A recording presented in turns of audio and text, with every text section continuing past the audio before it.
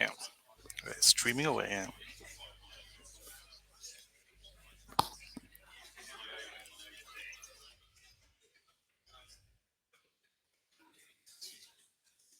Good morning, ladies and gentlemen. I think we can start now. Tim, if anyone else comes in, can we point in this direction? Thank you. Good morning, folks. My name is Michael Strauss. I'm head of access to space for the satellite applications Catapult, amongst other things. I probably know most of you. Those of you I don't know, and unfortunately, welcome to the first workshop for UK Iosm. Hopefully, everyone knows what Iosm stuff means. So they don't know what Iosm means. Okay, well, that's good. Excellent. So everyone knows what Iosm stands for. I'll probably massacre it later, but we're going to talk about in-orbit service manufacturing. That's the answer on the screen if you didn't know the answer in the first place. Today's a great opportunity to get together in person, and for those of you virtually, get together virtually, and we hope if you're virtual, we will see you in the flesh at some point, assuming you're nearby, and if you don't, we look forward to welcoming you to another event, and of course joining us strategically, technically, and commercially in the future. We've got lots of objectives today, lots of things to do, but the most important thing I want to do is to ensure that we have good networking, good conversation, that you meet people you haven't met before, we find new opportunities that we didn't know existed, we explore technical capabilities, we explore commercial opportunities, and we try and build up the skill base at the same time. So please talk to your fellow participants, please ask questions, please get involved, and it should be a pretty productive day. Normal housekeeping, toilets, etc. Through the doors behind you, head down the corridor away from the entrance of the building towards the rear. Refreshments will be outside, etc. If you have a mobile device or something which makes exciting noises, if you could just switch it into a mode which makes less exciting noises, and obviously if you do need to keep it on, please, if it does go off, please just take your call or whatever you need to do to the outside of this room. Beyond that, I don't believe there are any tests or alarms or klaxons, etc. This is an exciting site sometimes, but if anything does happen, just probably follow the masses to the rear of this room and we'll work out what to do from there. Beyond that, as I said, any questions, please do ask. And we have a support team to the rear. Sam Adlin at the back somewhere. Sam, can you wave, please? Most of you know Sam. And Tim Pynchon is dealing something with technical. Tim, can you wave, please?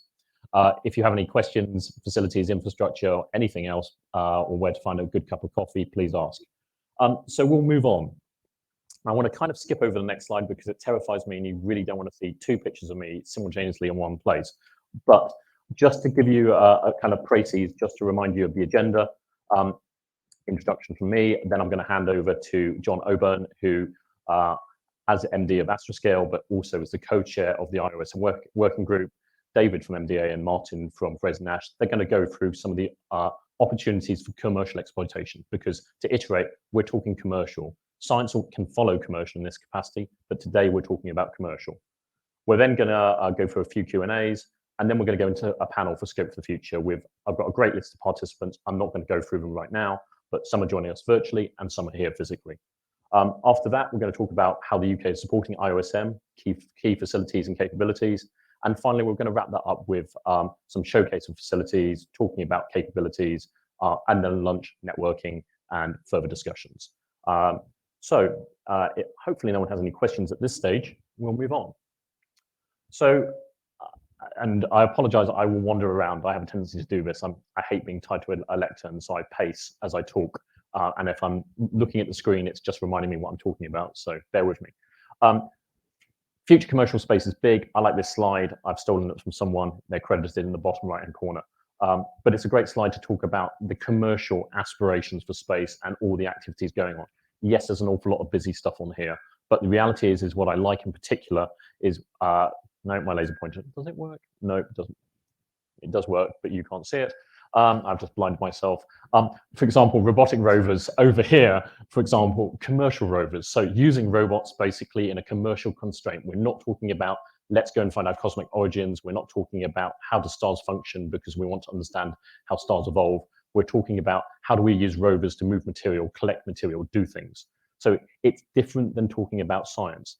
And I fundamentally think if we're going to see the exploitation of the solar system, because that's what we're talking about, then it's got to be driven commercially. It cannot be driven by science alone. So current state of play for Iosm, and I will probably name a few individual companies here, and hopefully I've got it correct. So state of play kind of broadly throughout this, effectively the inner planets right now, and realistically we're not much beyond that. We've got a variety of different areas, but actually Iosm isn't new. We've been doing it for a long time. We're just beginning to call it Iosm now and beginning to talk about what we can do with it. So the reality is already effectively identifying astroscale with ELSA D in the upper left. We're already working on debris removal. We're already putting those activities into practice. Transportation, D-Orbit are actively now doing this in anger. They're moving things into orbit and around orbits. And in the lower right, for inspection, Hubble Space Telescope, 20 years ago, not just inspected, but upgraded and maintained. And assembly, yes, it's new in a way, but actually we built the International Space Station. Before that, we built Mir, and before that, we built Skylab. So these activities have happened. They're not brand new. We've done them before, and that's important. Precedence allows us to learn, and from learning, we find those opportunities, and finding those opportunities, we create new commercial opportunity. Refueling, lots of activities, potentially some this year from a variety of players, and potentially a variety of actors next year. Companies like D-Orbit, Lift Me Off, and others I know are exploring this space. I would anticipate others like Astroscale go into this direction as well. It's a good opportunity. And depending where you take your fuel from, whether you're taking that from lunar ice or whether you're lifting it out of the gravitational well, there's a lot of opportunity there. I'm not a big fan of this thing over on the right-hand side in terms of recycling. And I'm happy to go on record of saying recycling is lots of mad people trying to do mad things with things in space. If anyone can prove to me that you can take something which has been in space for a long duration and do something genuinely useful with it, I'll buy you a bottle of champagne, because I personally do not believe this. I'm happy to be, and as I said, I'm very clearly on record now, so I guess I can't back out of that. That could get very expensive. Anyway, we'll move on. I didn't say that. Manawar, can you just delete what I just said? So just a little bit of example tasks, and I've changed the terminology here from mission to tasks. We've got to stop thinking about space as a series of missions. Missions are things you go off and do once. We need to get into the habit of talking about things we go and do on a more regular basis, tasks. So let's move on from that. And this is something that we've been, as a Catapult, we've been constructing with a variety of partners. Yes, we've borrowed shamelessly from a variety of commercial organizations in here. So we're clearly taking some of your capability and talking about what you're doing. But basically, we're talking here about putting things into space to do effectively approach and rendezvous. That's your inspection component, and debris, and moving that on into diagnosis, capture, deorbiting, and other activities on orbit. But that is all fundamentally underpinned by effectively 3 key things. And that's what we want to achieve today. We want to look at those commercial opportunities. We want to talk about those technical capabilities. And fundamentally, we need to know how we're going to enable this strategically. That's a national vision. More locally, in terms of individual, regional, commercial, and more discrete activities. And fundamentally, I always feel the elephant in the room is a skills piece. We have to be more proactive about skills. We have to build that skills base up. And that's not just about NVQs, level 4s, level 6s, more postgraduates, etc. That's about taking existing skills in the sector from a variety of different organizations, maritime, defense, automotive, etc., re-enabling, upskilling, retraining. And we'll need that if the UK is to be ambitious and to actually physically capture that 10% of the global market. We talk about that 10% of being about something or of an overall number of 400 billion. I think the reality by 2030, it's not going to be 400 billion. I think it's going to be comfortably over $1 trillion. So if the UK actively wants to be able to capture 100 billion, we've got to have the skills, we've got to have the capabilities, and fundamentally we have to have the vision. Fortunately, I'm going to stop talking now, and I'm going to hand over to John Oburn, the co-chair of the Iosm working group, of which many of you are members. And if you're not members and you're interested in joining it, please reach out to us. John, you've got a microphone. I can turn my microphone off, and hopefully pressing buttons on this, don't look in the laser. It does work. It's not on the screen.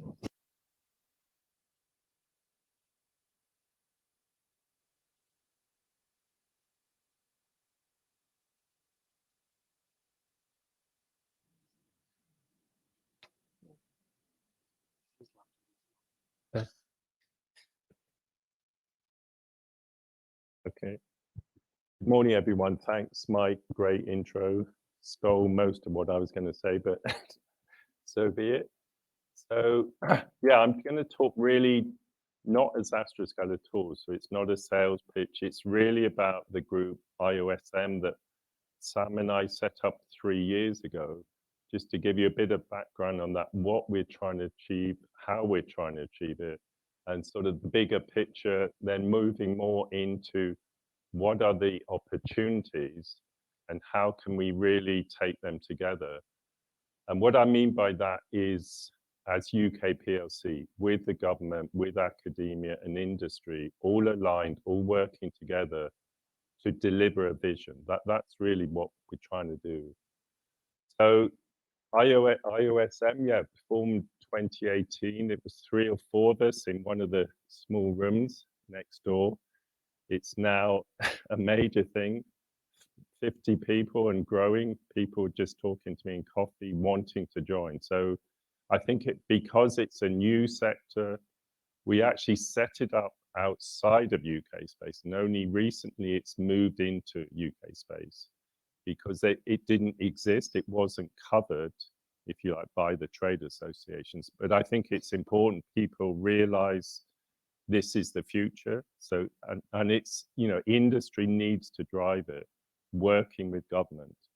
So Sam and I, yeah, have worked together a long time. In fact, in previous jobs as well, we've worked together.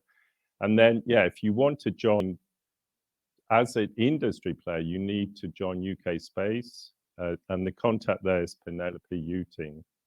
So yeah, we'll send the slides out.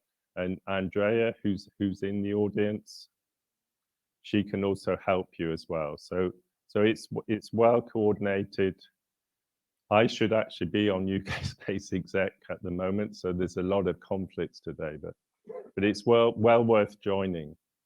So what we're trying to do there really is pull together everything that's happening. So when we started, we deliberately wanted government fully involved. And at that time, it was Innovate UK, which is now UKRI, UK Space Agency. Now we have CAA have just joined. So it's the membership is evolving as the sector grows, but then also working, you know, with academia. I put spam there because it's not obvious how we capture academia in one thing, but really all working together, driving it. We've been working very closely with BEIS on the National Space Strategy. We've been lobbying ministers. We've had ministers here. So I think there are new challenges all the time. We've got a new minister. We have to educate in a polite way. We have to educate, what we're trying to do, why we're trying to do it. And I think the other issue is if you have a new sector, sometimes it's more difficult to get government funding. You look at, say, ESA ministerial, you say, okay, we put in 800 million last time on Earth observation, we'll put a bit more in. Something new has to really justify itself. So it can be much more difficult, but it's really working together. And also as part of the cluster here, I think we've really helped develop it. There's been a lot of inward investment from Asteroid. Many other companies here have actually, almost all our global rivals are actually now in the UK. So we're trying to federate the interests. I look around and we're trying to work together, but to create a market, which I think that's what's really important. So yeah, earlier this year, Jake, I'm not sure, I haven't seen Jake, is he here? Jake here from the agency asked us to do a small study. I think it was, some money left at the end of the financial year. So we had just over 2 months.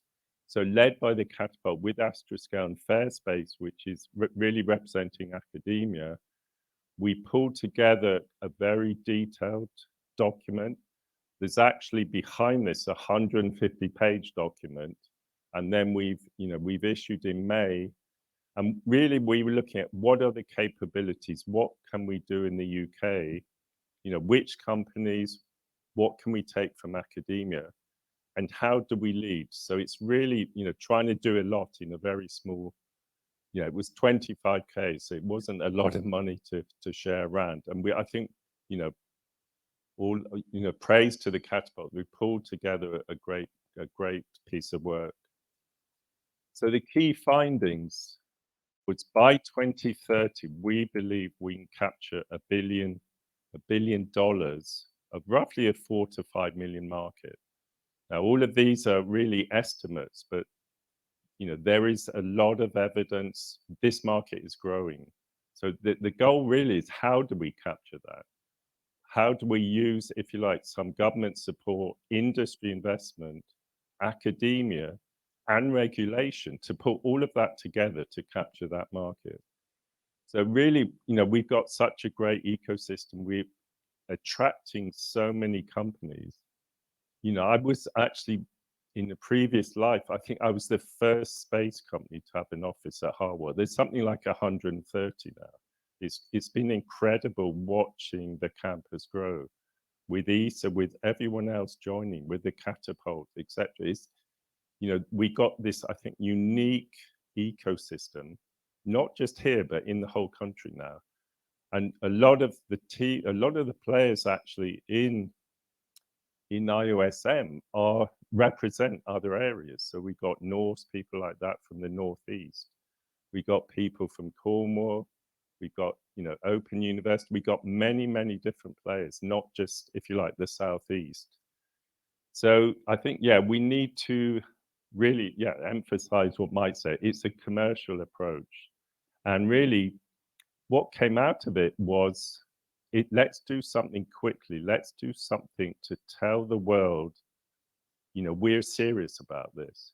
So what really came out, I suppose, was let's bring down 2 UK space assets very quickly by 2025. So, launch a mission that could actually retrieve 2 space assets. So that means mastery of many different technologies to do that. It also drives regulation.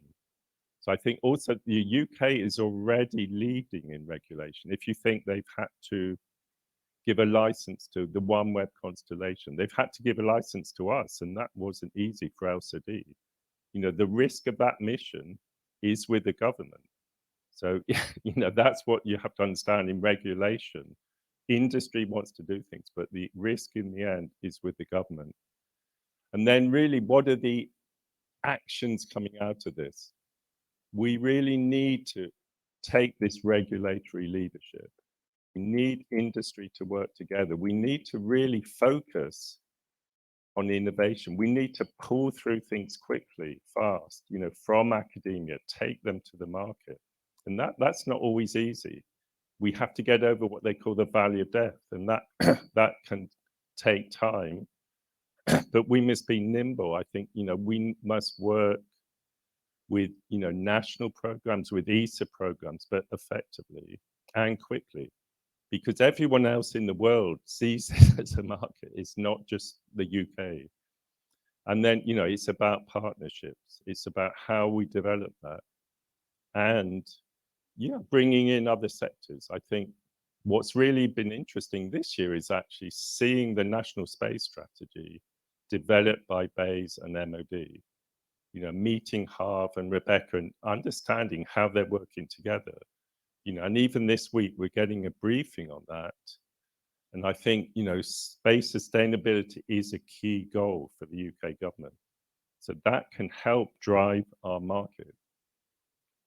So, so the first recommendation was a phase A or phase 0, phase A study for this multi-target active debris removal. So that funding, there's no announcement yet, but let's say, I think that's been resolved. There are funding that will be announced very soon.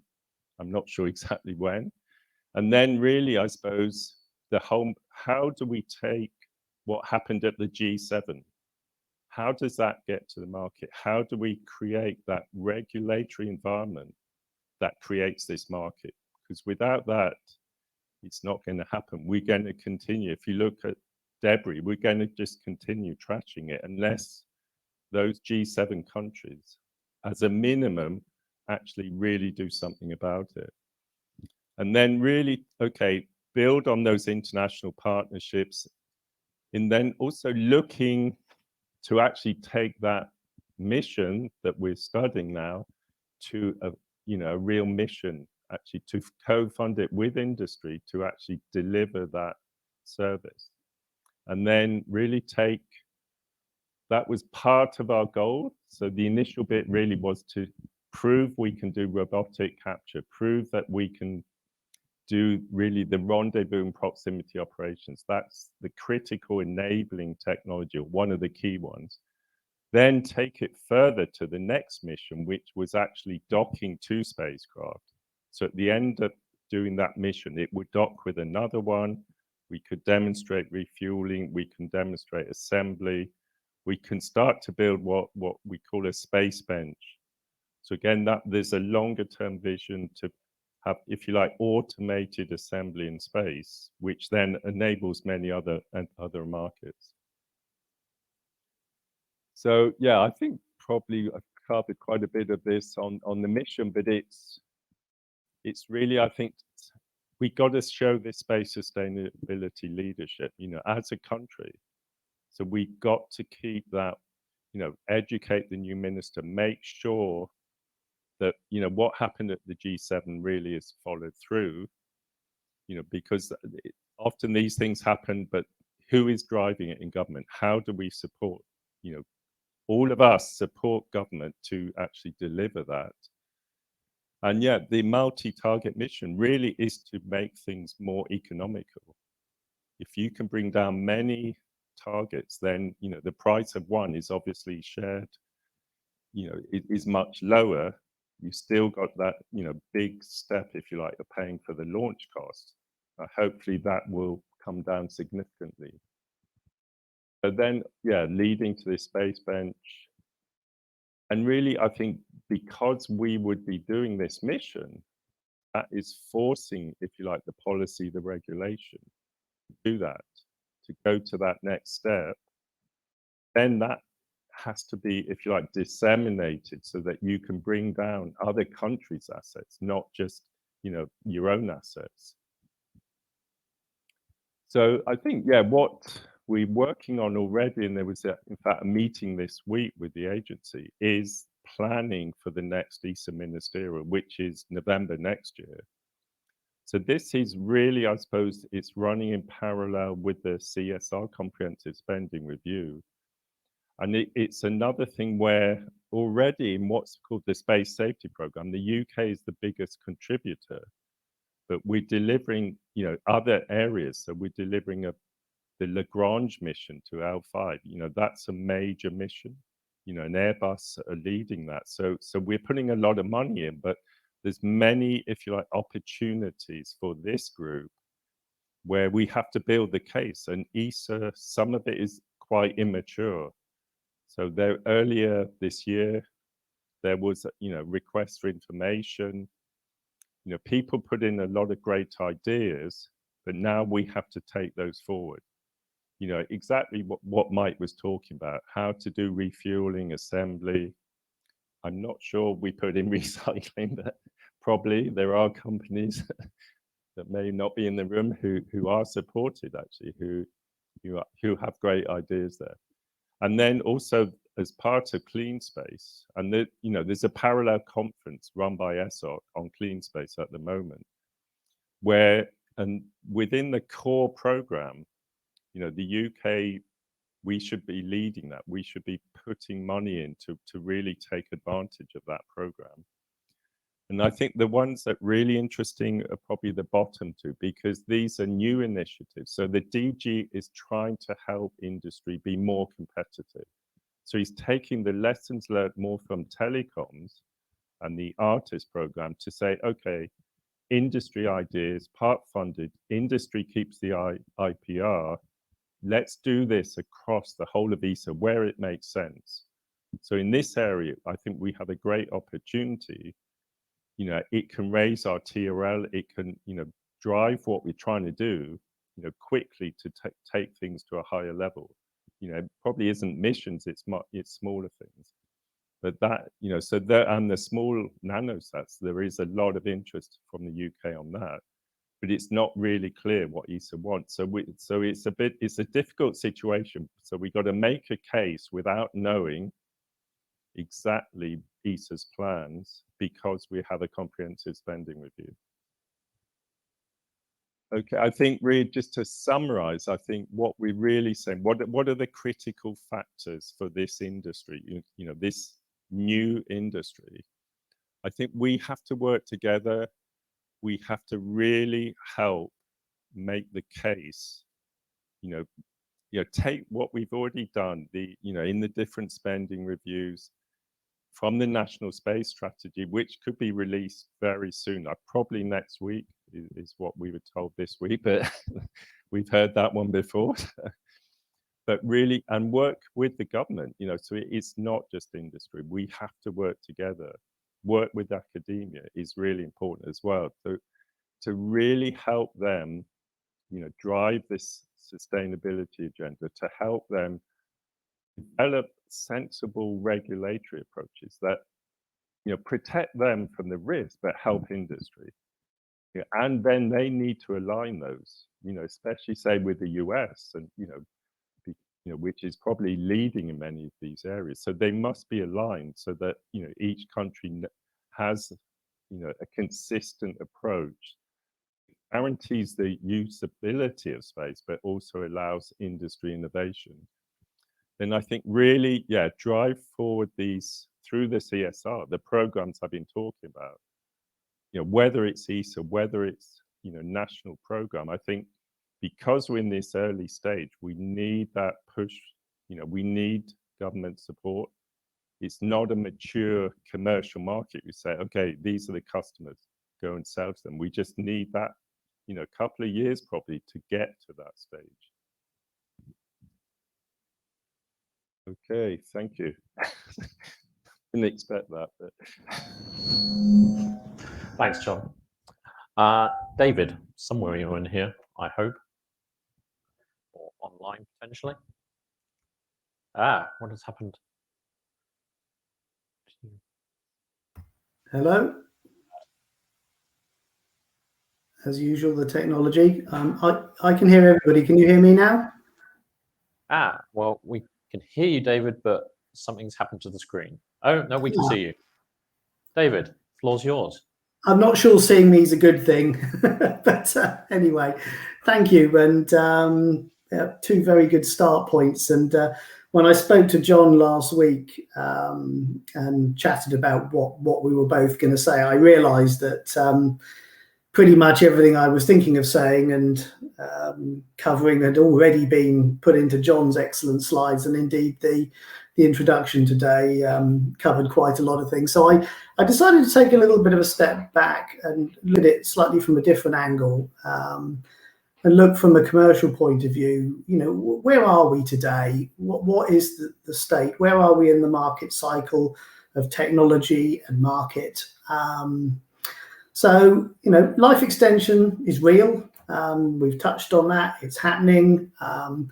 It's a slow growing market, but the reality is, you know, quite a lot of the spacecraft that are up for being life extended at the moment are either quite badly degraded, you know, before fuel becomes an issue, or they weren't designed for easy refueling or life extension. But you know, the cost benefit is fairly close for life extension at the moment, but it's happening. But the price will go down as more and more of them are done. It will become cheaper and cheaper. Newer spacecraft put into orbit maybe 10, 15 years ago, built to much higher standards, may well last well beyond their fuel lifetimes as the hardware becomes more reliable. And, you know, life extension is a market that's definitely growing. It's there. And it's the one that's actually people are paying for at the moment. It's the only one that's really commercial in the in-orbit servicing market. Debris removal, we've heard a lot on that. It's a market where everyone, apart from a few, you know, leading ethical green institutions and governments, most people are trying to sort of look the other way and yes, interesting problem, must do something about it. But pressure again is growing. There will be a combination of regulation that could be at global level. More likely will be driven by national launch licensing considerations as governments insist on a sustainable approach to licensing. Or, if we're really unlucky, there'll be a bad debris event. Something will hit something and people will find out the hard way why this is something that needs to be taken seriously. I've seen many interesting presentations in the last year or so for manufacturing, mining, a particularly good one on power generation that looked like a fully commercially viable program for power generation.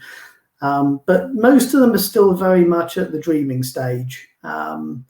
They are still a step too far for most companies, certainly, and investors to fund at this stage due to the huge dollar values to do it for the first time. But they will happen. So where are we? There's a well-known entrepreneurial concept that describes that dangerous interval between technology emerging and being ready to go to fill a need and the arrival of a full commercial operating market. So from my viewpoint, we are just approaching the valley of death. It's that point where everything is ready. The technology, it needs to be mastered. It needs to be refined. There's always R&D for mission-specific applications. But it's the point where, an industry most needs support from investors and institutions to get over that valley of death. So just to touch on the technologies needed, MDA's a leading company in that, and we're not here to talk about our particular companies, but from our experience, this is clearly a maturing technology in many areas. The best example is the ISS. It was mentioned earlier that the ISS was constructed, but it goes very much beyond that. The ISS has been an opportunity to develop robotics, sensors, guidance, navigation and control systems, and it's allowed operations in orbit to evolve from astronaut EVAs to astronaut operating robotics and astronauts on the robotics, fully ground operated robotic systems, to the point now where supervised autonomy of on-orbit servicing is becoming almost routine. On the ISS, 20 batteries have been robotically replaced using supervised autonomy. And this is great because it's removed all the limitations of EVA time for astronauts. It's proven to be on average 40% quicker than doing it by hand. And it's proved the operations processes, matured the ops concepts needed, and the technology of sort of limited artificial. Just recently, the 17-meter long Canadarm has been walking around the space station on its own, completely by AI, using vision systems and sensors to determine where things are. So the technologies needed to do on-orbit servicing across the board are at a pretty mature stage. And as John said earlier, what we've got to do here in the UK, where we've got pretty much all the pieces of the jigsaw, is to master them, to practice them, and to get up there. So, operators in the market are starting to develop commercial offerings at the moment, but it is at an early stage. It's using mainly commercial investment. There's not yet, I would say, a specific country dominance in on-orbit servicing. There's many countries having a go. So for me, we are there at the beginning of the valley of death. The market is open, and there's an opportunity for the UK with partners, investors, and for me, very strategically, we have to have international partners that we get to work with the UK, because the markets are international. And if we don't have international partners, we won't be able to go out and capture those international markets. But if we do that with government support and with our own efforts, I think we are in a really good position to bridge that valley of death and be first to get to the other side. So on that note, time is pushing. I'll pass on to the next presenter. David, thank you very much. And your lip sync, that is intriguing. Obviously, you can't see it, but we're pretending we're in space currently with a latency issue. So that's proving testing. Right, we'll just move on from there. Folks, can we have the PowerPoint back? Thank you. Thank you, David, for that overview. And we're now going to jump from David to Martin from Fraser-Nash. Martin, come and tell us about space solar and the exciting prospects beyond. I'm afraid there's nothing on this screen which is of any use apart from me. Thank you very much, Mike. Left. Overlooking the laser.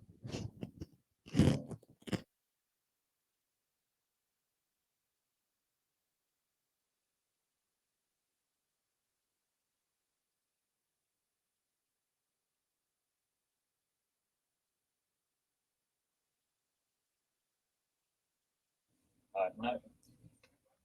Can I have a roaming mic? Hello, is that working? Okay, good.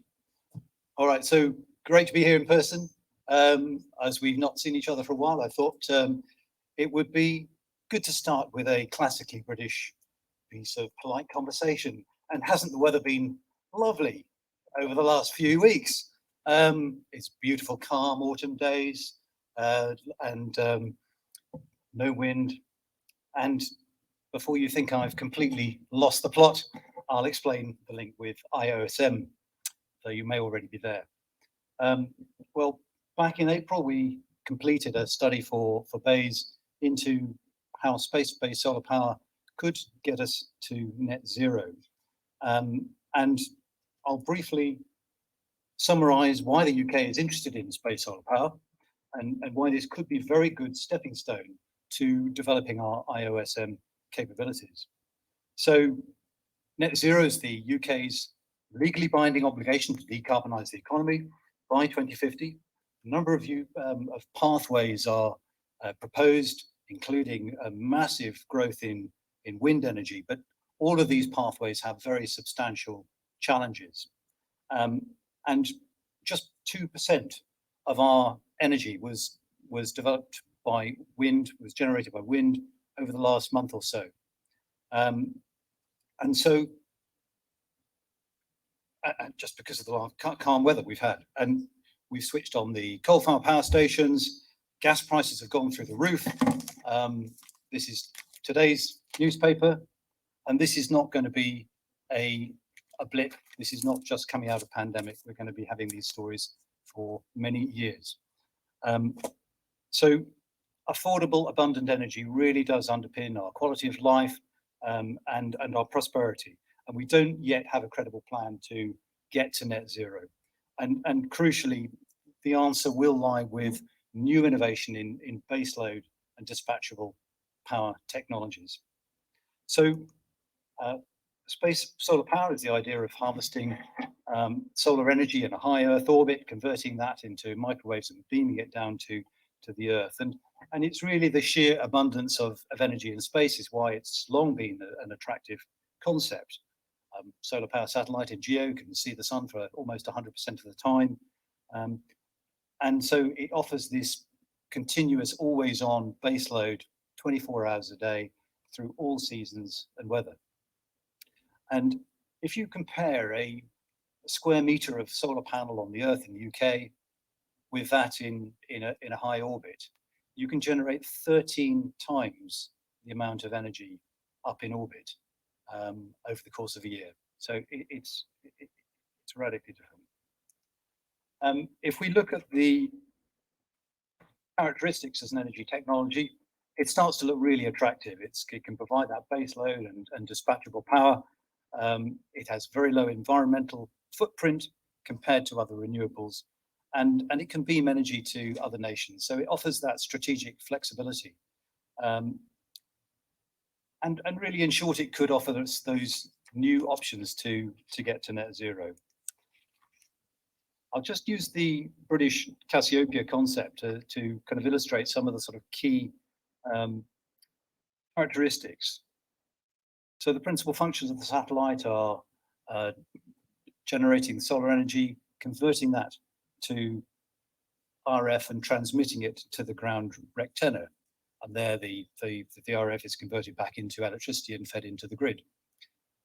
So the overall efficiency from the DC on the satellite to the AC into the grid is over 50%. Each of the satellites generates about 2 gigawatts of power, so they're comparable to a nuclear power station in output. One of the main considerations is achieving that high power to mass ratio with good efficiency through the energy chain.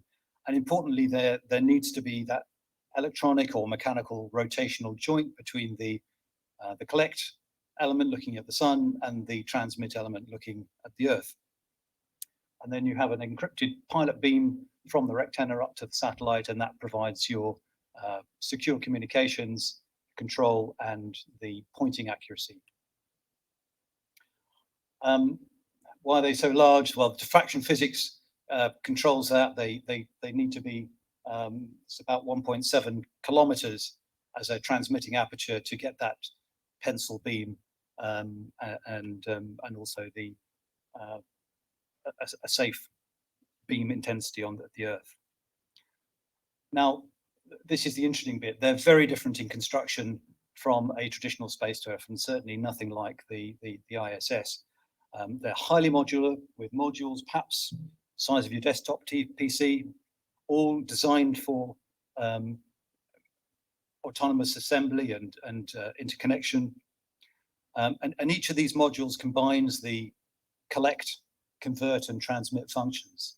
So it's this distributed architecture which provides that resilience as well as being a great environment for robotic assembly. And the other thing it does is these modules, there are hundreds of thousands of them, so it massively reduces the cost through high volume manufacture. The servicing would be either potentially avoided altogether in some concepts, and so you oversize the satellites and allow for graceful degradation through life, or using the existing transportation infrastructure and through module replacement, probably not trying to rework them. I tend to agree with you, Mike. And so that's absolutely key to the economics. And then disposal at the end of life is another sort of really important issue to think about right up front. There are a number of concepts.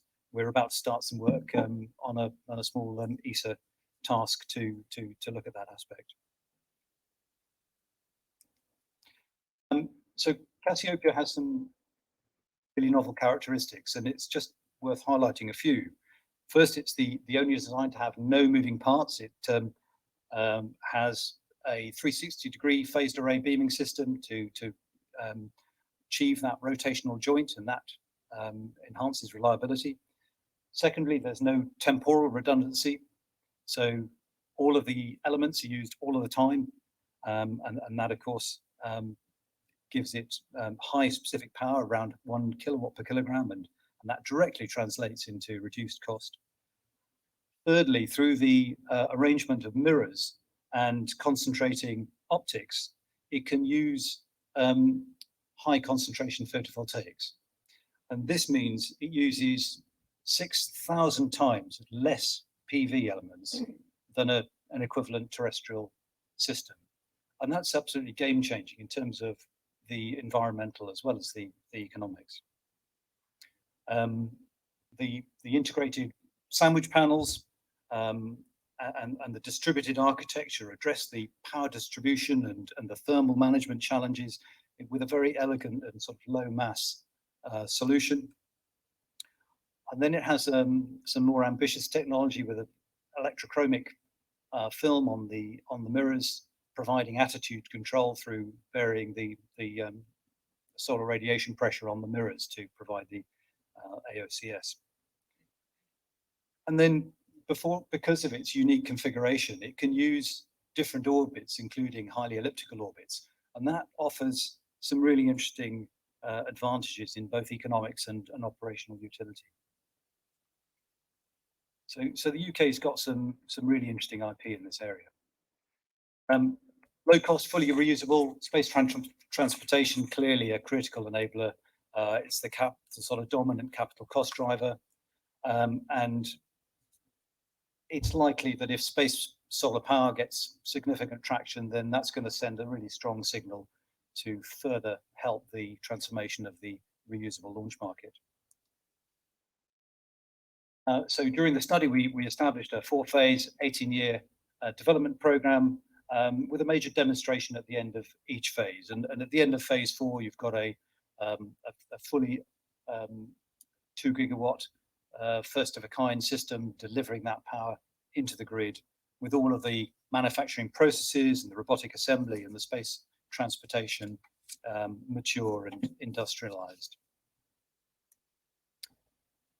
So whilst the study concluded that space-based solar power is technically viable, it is an extremely ambitious concept, and there are many issues that need to be explored across political, societal, economic, legal, and environmental fields, as well as the technical and economic challenges. And our report includes a detailed risk register, which can be used to help shape the first stages of the development program. Well, we modeled the cost of space-based solar power and compared it to other technologies in the UK's pathways to net zero.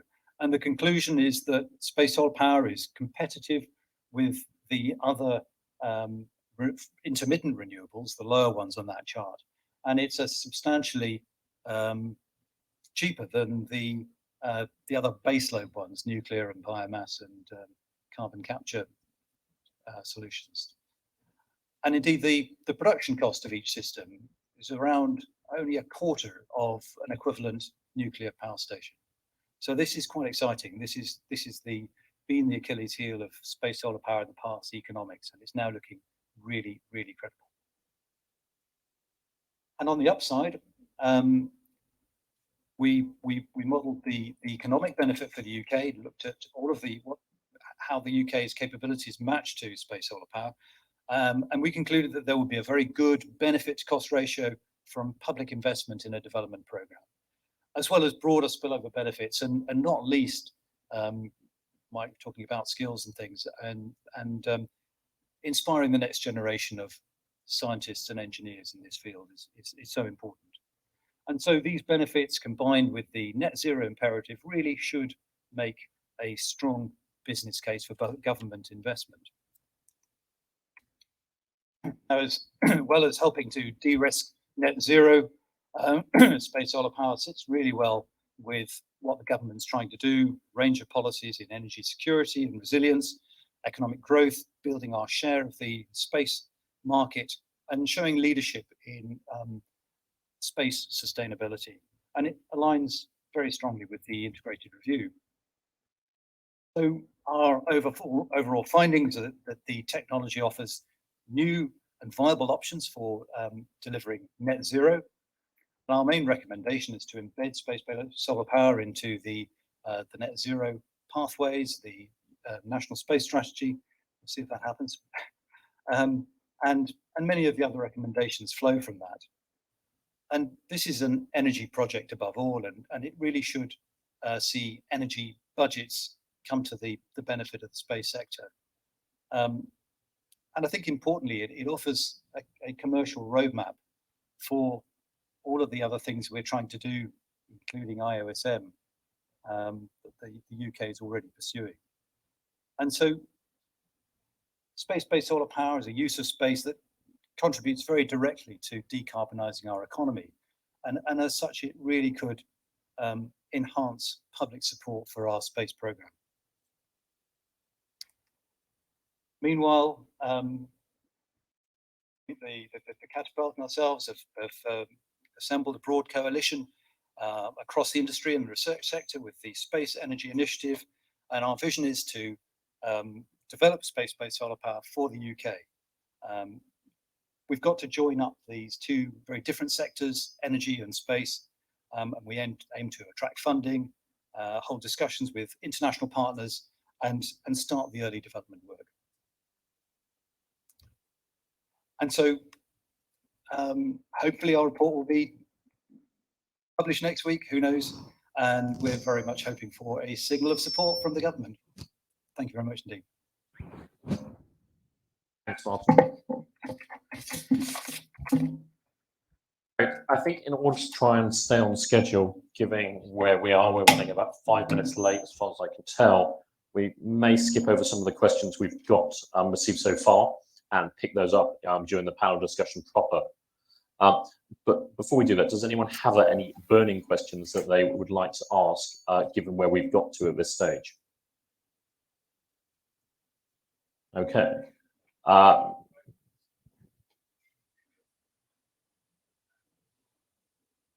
2 minutes break. I can talk for 2 minutes. Wow, that's going to make everyone really happy. Right. Well, in that case, yes. Gary.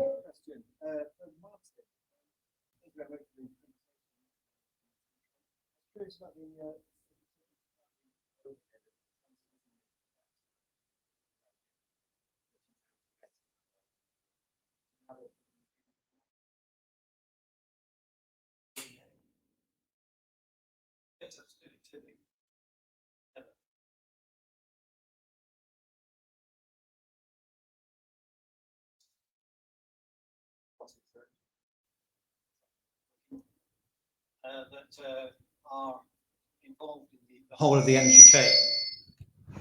So, Martin, do you want to come talk to this one?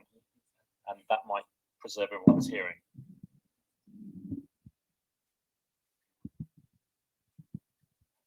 yeah, so it's a really important point, but there are there's a number of uncertainties because these designs don't exist yet. They're only concepts. So what the model involved was a kind of Bayesian uncertainty model. So we have all the basic sort of elements of the efficiencies down through the energy chain, and then we put in on top of that the kind of uncertainty, the low and the high end, and we used independent evidence to support those actual real demonstrated hardware at sort of TRL 8-9. What is actually we can achieve now, what might we be able to achieve in the near future. So it was a pretty robust independent approach to that. Does it answer the question? Right, thanks, Martin. Aaron. Yeah, maybe what's the carbon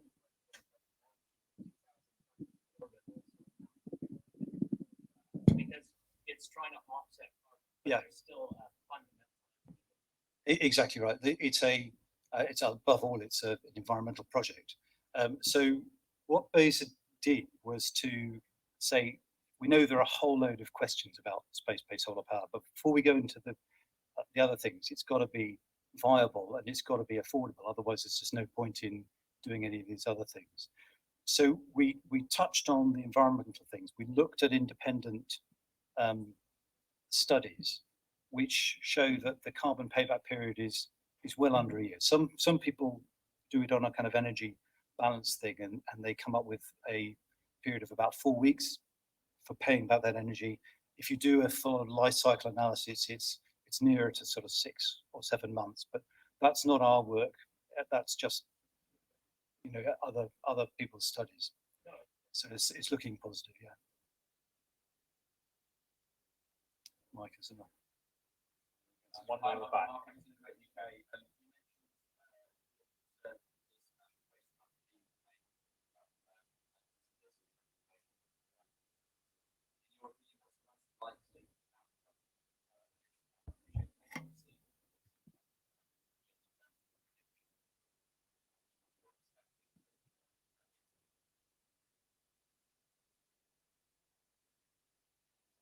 Sorry, that's me. Sorry, apologies. I wasn't. That's a bit rude. I'll start again. I'll be more succinct. National Space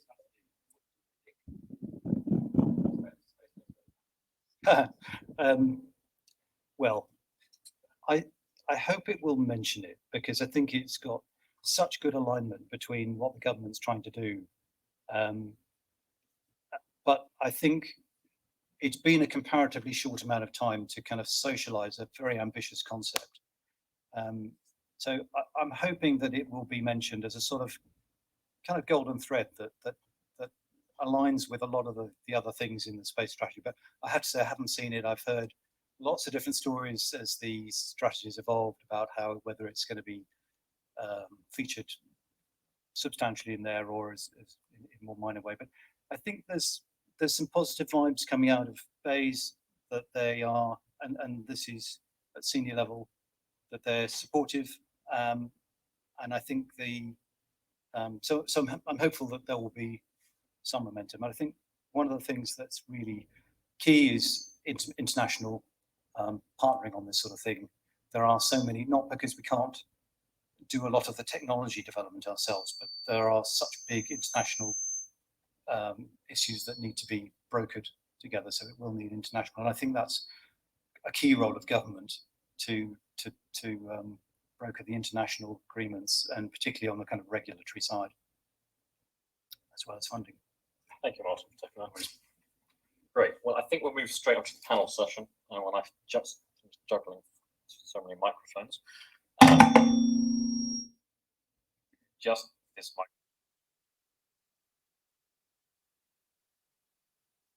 We're getting there.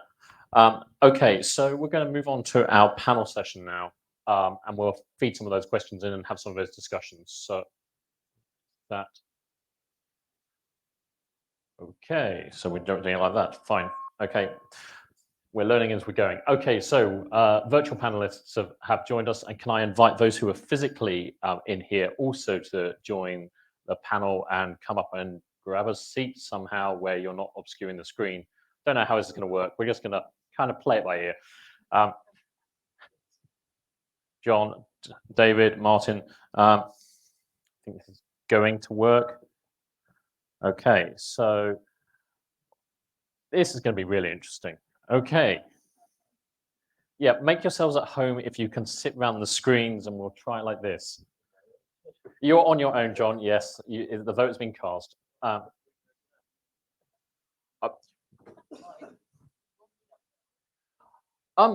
Rob, if you can, you're very welcome to come up and sit in the middle as well. Please. No, definitely come up, please. Right. Some people have got some presentations. Can I just ask those who are going to present to literally stick to a few minutes? Otherwise, we're not going to have any discussion at all at this rate. So, introductions. Let's jump to the virtual screen first of all, and we're talking about Iosm in 10 years. Josh, SpaceForge, Josh Weston, CEO and co-founder. Josh, do you want to just give us a quick intro to yourself and SpaceForge, please? Hi there, yeah, pleasure to be here. Josh Weston, CEO and co-founder of SpaceForge. We're an in-space manufacturing company developing the world's first ever fully returnable and relaunchable satellite platform. Can't say just yet, but got some very exciting news on our first mission, hopefully next week. And in 18 months, we've grown from 2 people in a garage on the outskirts of Bristol to 20 people in a brand new manufacturing facility in Cardiff. So apologies if occasionally I have to mute myself because we're in the process of building it right now. So there's occasional drilling and hammering going on. Thank you. Great, thank you, Josh. Natasha Auden, Multiply Space, CEO and founder. Natasha, quick intro from you, please. Hi, yes. So Natasha Auden from Multiply. We are a specialist technology transfer service agency. We work across a number of advanced engineering sectors, including space, to look at how we can enable rapid impact solutions that through B2B technology transfer, using a whole range of models, frameworks, methodologies, and networks to bring ideas to life. Great, thank you very much. And Mike, Viola, over to you, please. Good morning, everyone. I'm Dr. Mike Milan-Ramsden, Head of New Ventures at Veolia Nuclear Solutions. This is actually the first time I'm engaging with the broader space community, so thank you very much for having me. So Veolia Nuclear Solutions focuses on advanced technologies for supporting decommissioning efforts across the world. Our flagship project at the moment is an investigation long-reach arms, about 20 odd meters, that's going underneath reactor 4 at Fukushima, as the first entry to begin the decommissioning process. So I'm particularly interested in technology transfer and see a lot of opportunity in parallel between some of the constraints that we operate under in the nuclear industry and some of the opportunities in space. Thank you. Thank you very much. And now let's jump to Marcos. Lift me off, please. Yes, thank you for having me here. It's a pleasure to be in this panel. And Marcos, CTO at LMO, also co-founder. At LMO, we are developing intelligent propulsion systems coupled with intelligent GNC systems and vision-based navigation systems to enable precise maneuvering for supporting all the in-orbit servicing logistics in space. Thank you very much. And now we'll go to our physical panelists. So probably let's try and go with David Pyle, Norfolk Grumman. You're not doing slides, so that's probably an easy one. Good morning, everyone. David Pyle, Regional Director for our mission Central 1 and 2, delivering on our way. Okay, great. And then I think Rob Buckingham, you are doing. Shall we skip over it for speed if you wouldn't mind?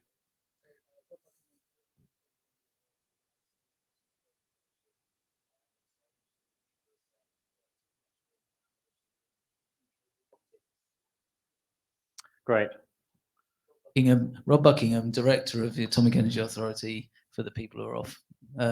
I sit on the Robotics Growth Partnership, and I'm interested in UK robotics, not just space or nuclear. Great, thank you. And finally, Simon Reed, Deorbit. Hello, thank you for inviting me. I'm Simon Reed from Deorbit. Deorbit is a new space transportation company. We're well into our third mission now of our in-orbit delivery service for CubeSats, where we take customers such as Planet and deliver them into their precise orbital slots. Great, thank you. Have I missed anything? Other previous, John and Martin, you've already introduced yourselves. Have I missed anyone? I don't think I have. No? Good. Okay, well, this is going to be challenging. 10 people, and I've got questions coming up from also in the chat window. But let's start with a vision. And I'm going to talk to the audience first, actually, because I'm going to ignore these 10 people here temporarily. Give me 2 seconds, folks. A vision of 10 years in the future.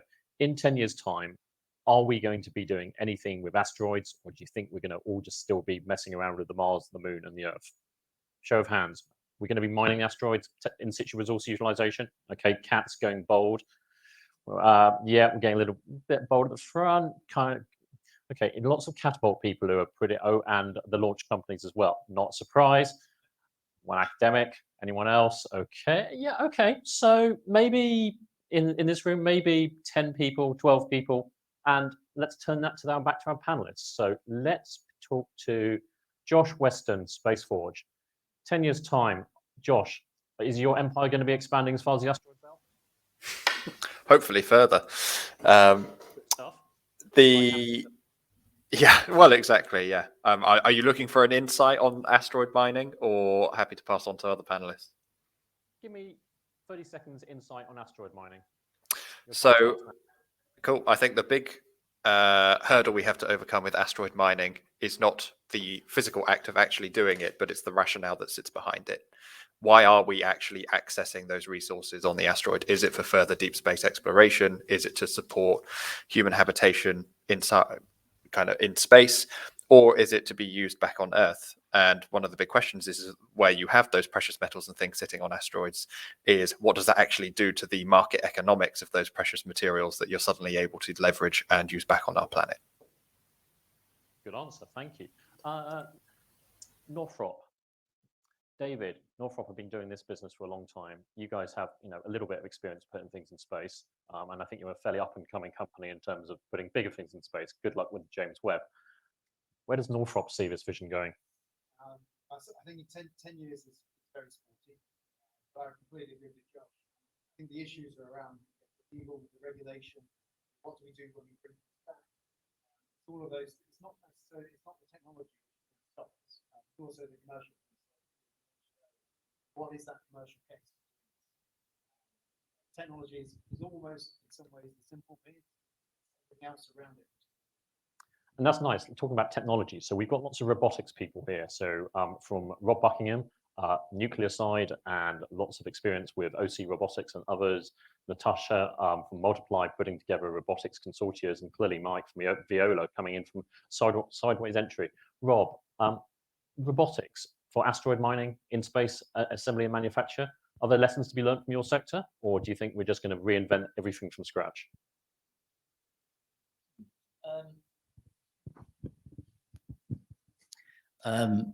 So the challenge is to keep the robots working for a very long time, I suspect.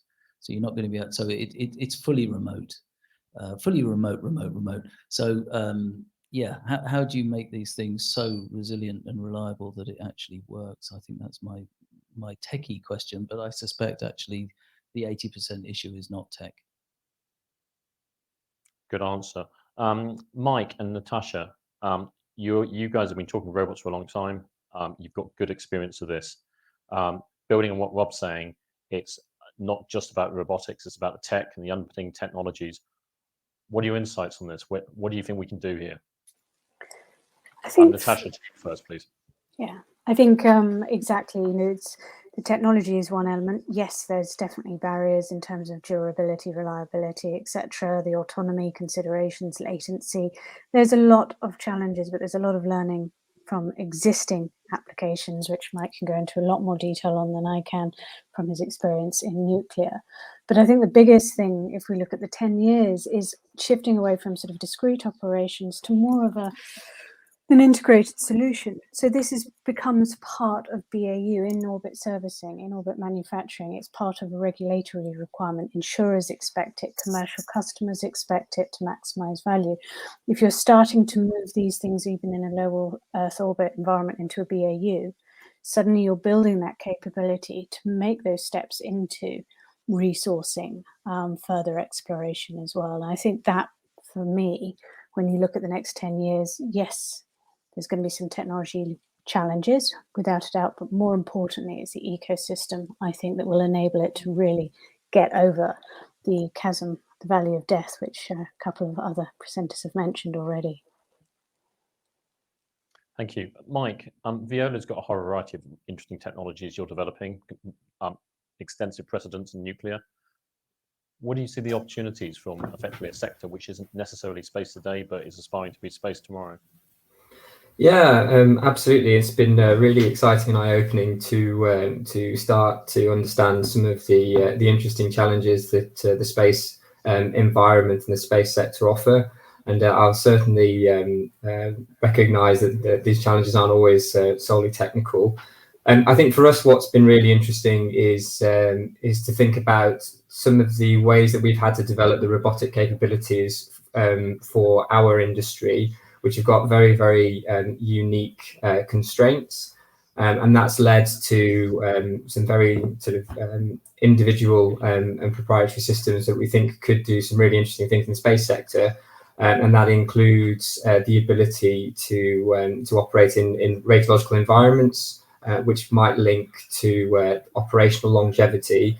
And also just the structure that we built our robots around, sort of haptic first infrastructure, simple servo motor design, that kind of thing that we're starting to find has potential advantages for operating in a space environment.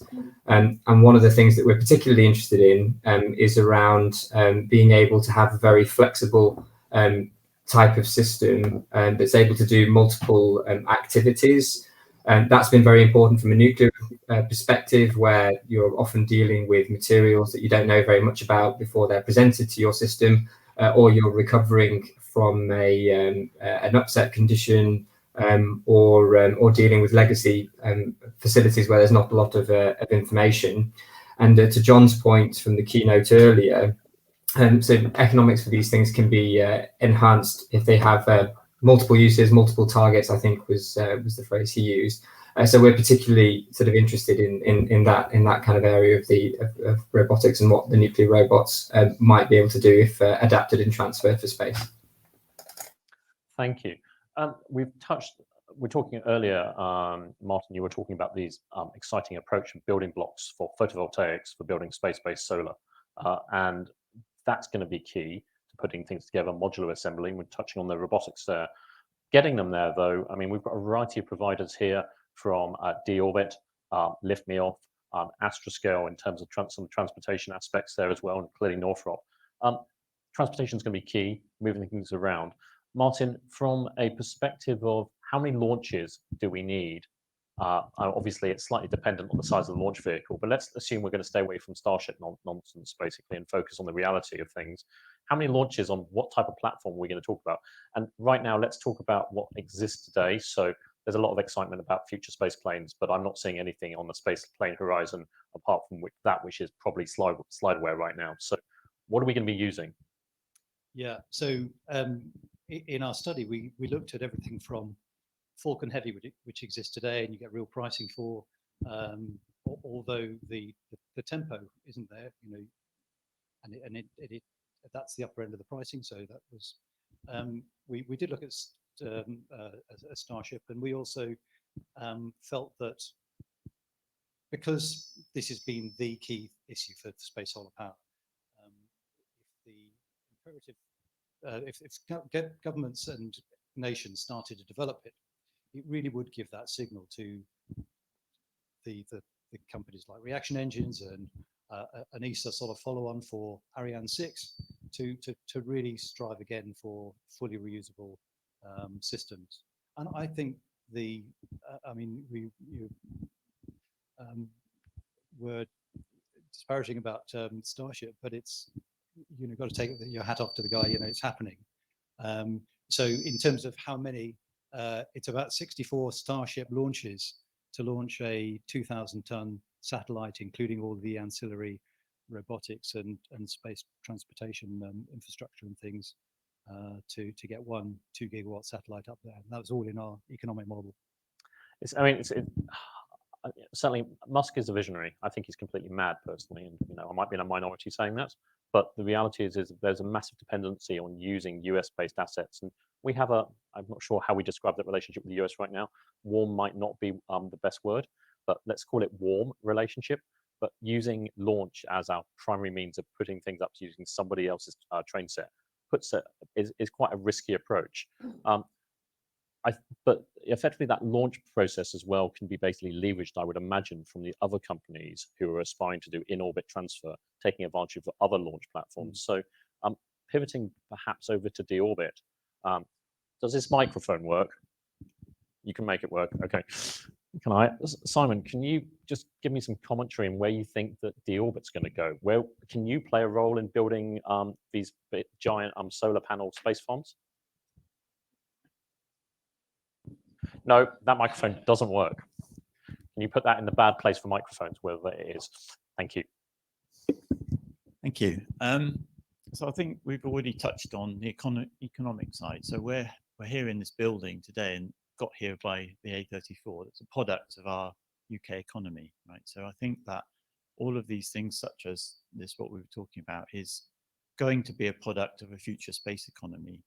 And it's just putting the building blocks in place to enable that that's important. So how do we get there? So there are very big visions, but how do we get there? And we have to, the way that we're talking 10 years time. Deorbit started 10 years ago, and we're now at the point where we've just completed our third mission with minimal investment to actually create this commercial service. And we can build on the previous steps in order to take us to the next step. I think that's what's important. You touched on the launch and the sort of dependency that we have on Elon Musk, which in fact we do at the moment in our business, is the best solution in the market that allows us to get our customers into space at a reasonable price. But we're seeing the market growing, and we're seeing diversity in the need from our clients. And that's why we're also now setting up in the UK to make the most of the new options being offered soon from the UK launches. And I think there's a whole ecosystem question here about enabling a new way of building capability that's different than the old way of doing space, where you have a mission and you plan and you do it. Actually, you can be much more agile now and take things out and try things out, fail fast, and build capability. How fast we can go is limited by our ambition, and it's not necessarily requiring huge investments and big plans to actually take the next step. We can actually, we can take the next steps in IOSM straight away. So we're even taking 2 of our satellites on the same SpaceX mission a couple of times next year, which itself gives a close proximity sort of situation, which allows us and our clients to test IOSM technology and try it out and learn not just the sort of functionality, but also the economic side of it. How can we do that in a cost-effective way to make it commercially viable? Thanks, Simon. John, Astroscale have some ambitions here as well, don't they? I'm guessing in terms of, I mean, you're practicing with LCD right now, and you've got some ambitions beyond that. Do you see Astroscale playing a role in transportation, in other activities within LEO? Yeah, I think we're looking at many different things. Probably I didn't mention at all, we're developing in Japan the capability to bring down a 3-ton upper stage. So, we got the first contract with JAXA, and we've got a contract to look at the technology, what's required to capture something that large. And if you look at, say, what's in LEO, a lot of the debris is not satellites, it's upper stages. And that, and when they break up, often they break up, or, something collides with them, that is a critical problem. So I think having that sort of capability to bring down something of that scale and do a controlled re-entry actually is a lot of the enabling technologies that I see that we would need in GEO to build, space-based solar power, etc. It's not just, you put it all up there, you assemble it, and you operate it. You have to master so many technologies, and and LEO is the place to test them. And LEO is much more demanding because everything is moving faster relatively, and you have to be able to control the risk of. A lot of the risk is different than in GEO. So I think it's a great way to enable it. The same as Simon said, do things quickly in LEO, prove really hard technologies, and then you take them to GEO. So I think what I was talking about, the government and the study we've done is partly doing that. You do an active debris, then you do refueling, then you do assembly. You create a space bench with some scale that then you can then build the capability, prove the capability before you go to GEO. And the cost to get to GEO is obviously much higher for the launch, etc. Rob, is this one? Yes, good. I've got a question without an answer. So in the robotics space, we talk a lot about living labs.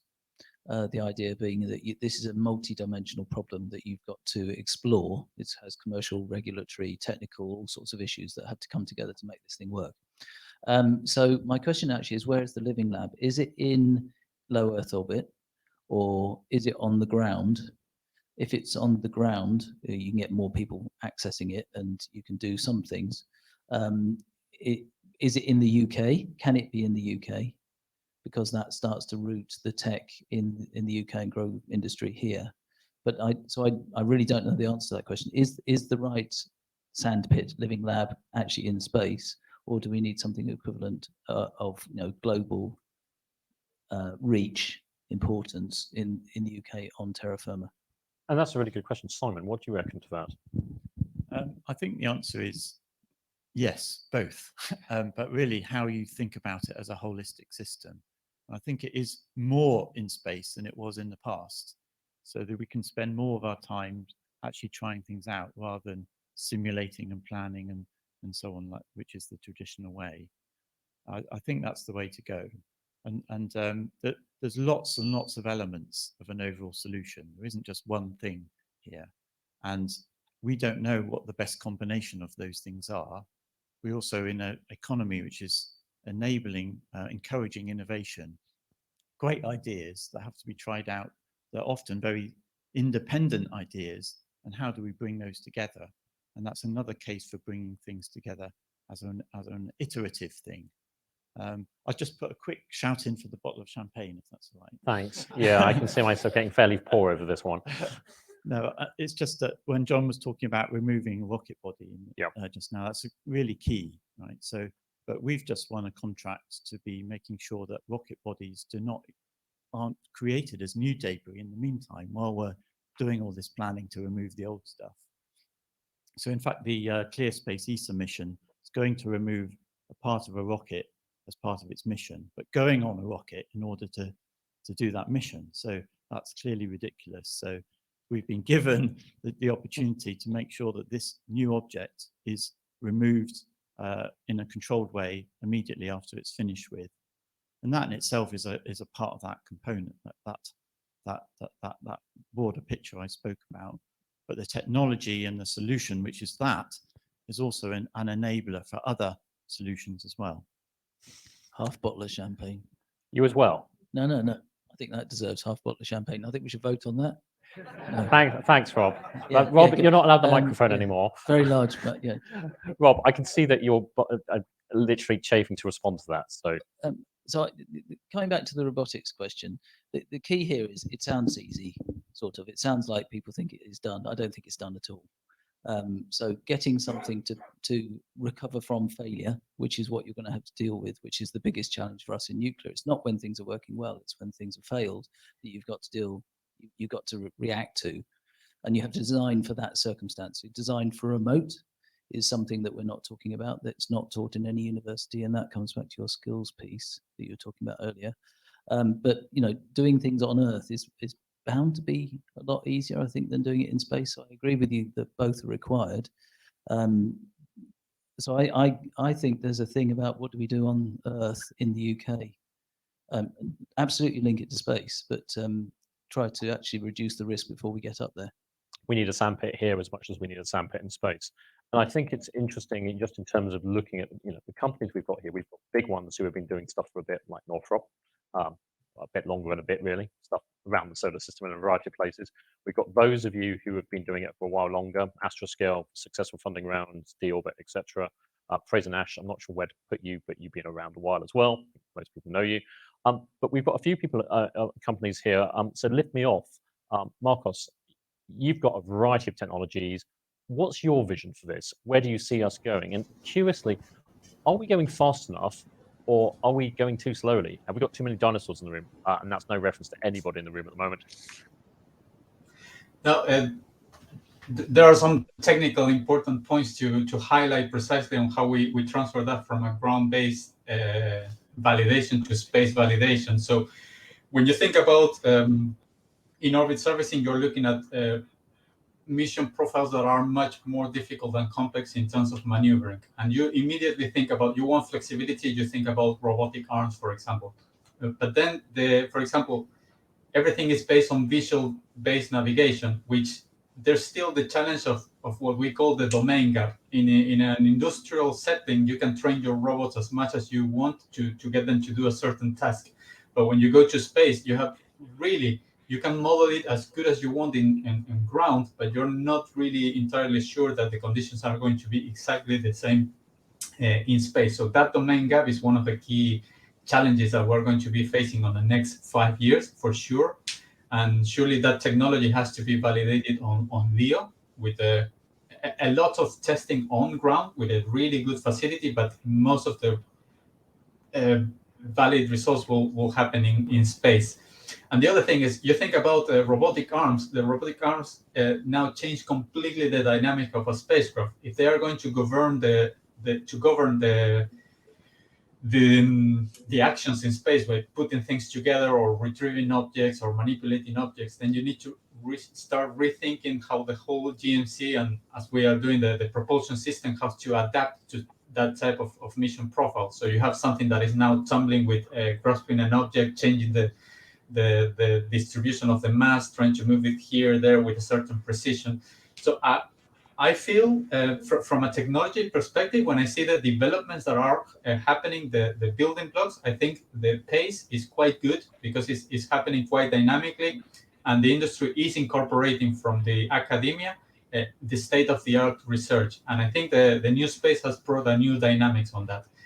The logistics to make that happen, together with the regulations, I think that's going to be the big bottleneck. But I still see challenges that are to be tackled, and they will take between 5 to 10 years to be actually validated for these operations. Thank you. Turn back to the audience. Just to ensure you're actually awake and listening. I think most of you are, but there's a way to test at the end as always. But no champagne this time because I'm going to be fairly poor at this rate.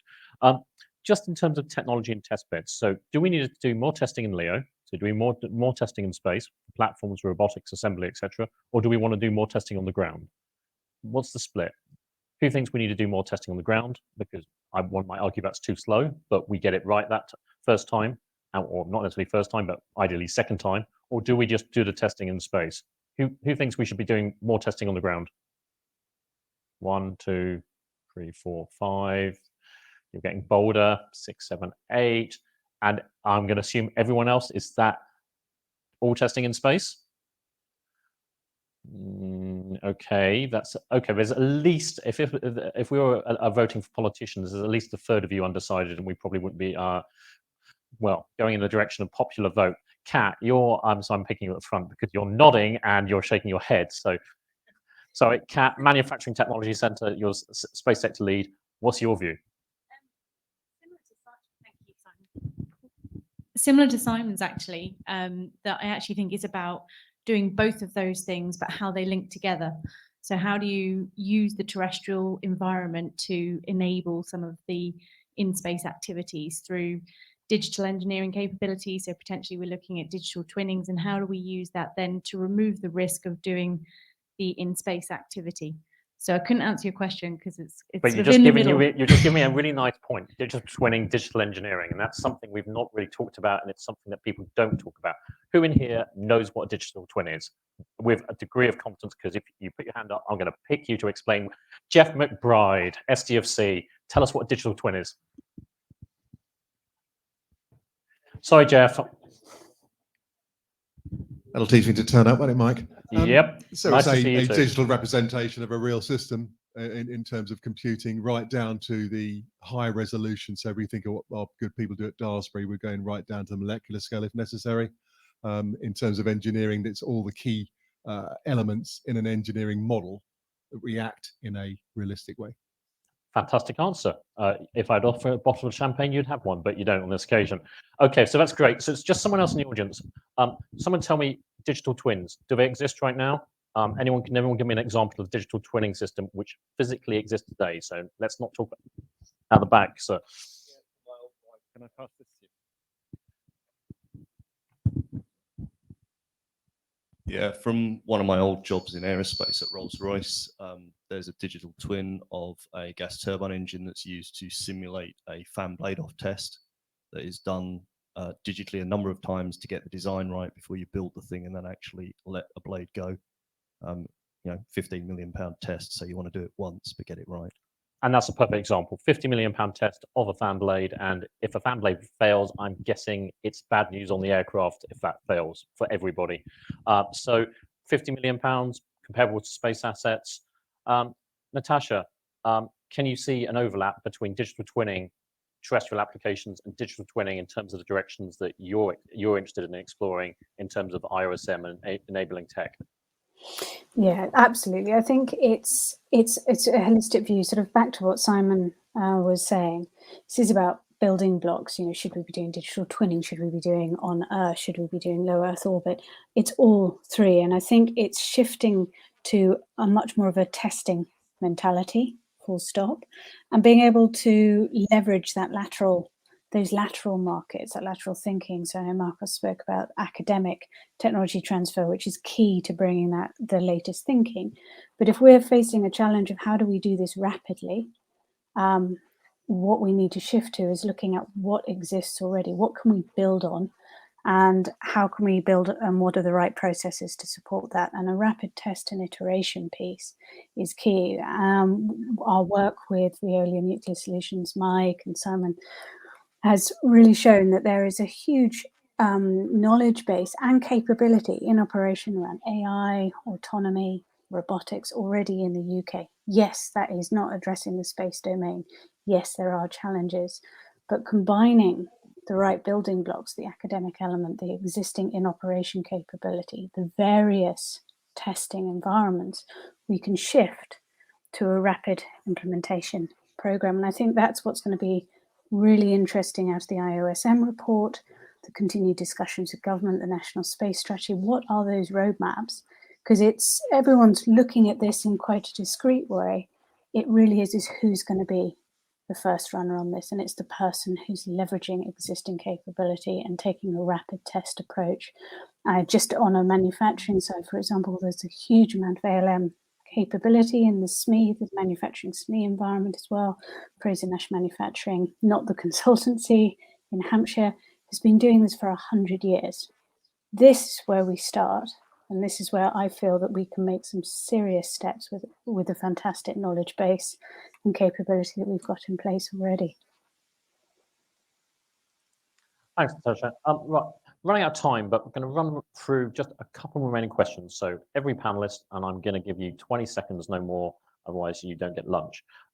So 2 questions to all of you, and I'll go around some convoluted route in a second. So firstly, who do you want to talk to today? What sort of interesting companies are here that people you might have not met? Virtual panelists, I recognize this is slightly more difficult, but you might make some virtual connections. So who would you like to talk to in terms of company, thematic, sector expertise? Second question, what product do you think is going to be the game-changing product for IOSM? So is it going to be manufacturing, say, ZLAM, fiber optic cable? Is it going to be replacement organs? Is it going to be solar? What's it going to be? Rob, you've got the microphone. I'm going to start with you. Okay, I'll go for product first. I don't think it's a product. I think it's probably process. Good stuff. Okay, and who do you want to talk to? Anybody who wants to talk to me. Okay, good question. Right, let's hop over. Product. I think again, yeah, it's not a product. The whole sort of distributed architecture. So next generation mission extension vehicle we launch in 2024. We start that distributed architecture and actually bringing it together on orbit. Thanks, David. Anyone you want to talk to? Anybody that wants to collaborate with Northrop Grumman. Thank you very much, Martin. Rob wants to say something else. So for instance, control systems and architectures for how all manner of bits and pieces fit together. If that's a product, then yes. But those sort of networks of things which enable these systems to work. Sure. And we're going to use the term product very loosely here. So that includes services, products, applications, and all the little bits in between. So everything probably. Martin, what do you reckon? I think it's the market rather than product. I think that's got to be the driving thing. And I'm super excited to talk to Northrop Grumman because you've been there and done it, and the real world kind of challenges that we need to learn. Exciting stuff. David, you might be able to sell that final Pegasus. Brilliant. Right, let's hop over to Simon, and then we'll jump to our virtual panelists. Simon, who do you want to talk to? What are we going to be making? Well, I'm going to come in from another angle on the making. So we've been talking about physical bits, right? But I'm really thinking that it's actually about the digital infrastructure as well. And we're building on-orbit cloud computing capability. That's a real game changer capability in terms of what space can do at the moment. In terms of who we want to talk to, it's those who know how to get those physical bits and those digital bits working together in one go. Thank you. John? Yeah, I'm not going to talk products. I think the products are out there. To me, the one issue we haven't covered is cybersecurity. And we're actually going to use LCD on its way down after it's all its experiments to understand better all the vulnerabilities, to make sure that when we get to a commercial service, that it really is secure. You know, I think that's a vital thing when, especially when you have a robotic system going up. If someone else took that over, you could be in a real bad situation.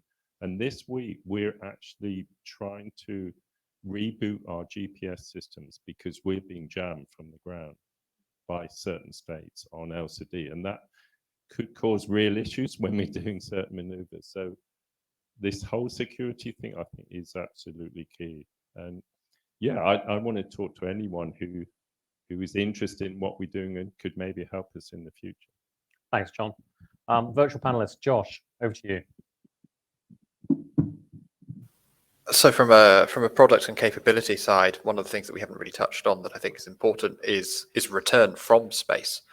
Whether or not that's trying to land on other planets or returning back to our own, I think we need to move away from really debris removal and more towards satellite and space system recovery and return so that we can actually start to use some of these assets on the ground. Who to talk to? Anybody that thinks in-space manufacturing is cool. Also, I'll make a plug as well that SpaceForge is hiring all the time. So please, if you're interested in learning more about SpaceForge and what we do, please come find me or connect with me on LinkedIn afterwards. Thanks, Josh. Marcos, over to you. So my view is that one big game changer will be, apart from the ones that have been already mentioned, is achieving autonomy in space. And that, and then people we always want to talk to is people who are building the infrastructure and the logistics in space to see how our products can fit in that scenario. Thank you. Natasha? I think on the product side, again, not a specific product, it's about systems integration, not only with the actual craft or servicing module, but also looking at that interdependency, for example, with space situational awareness and space traffic management.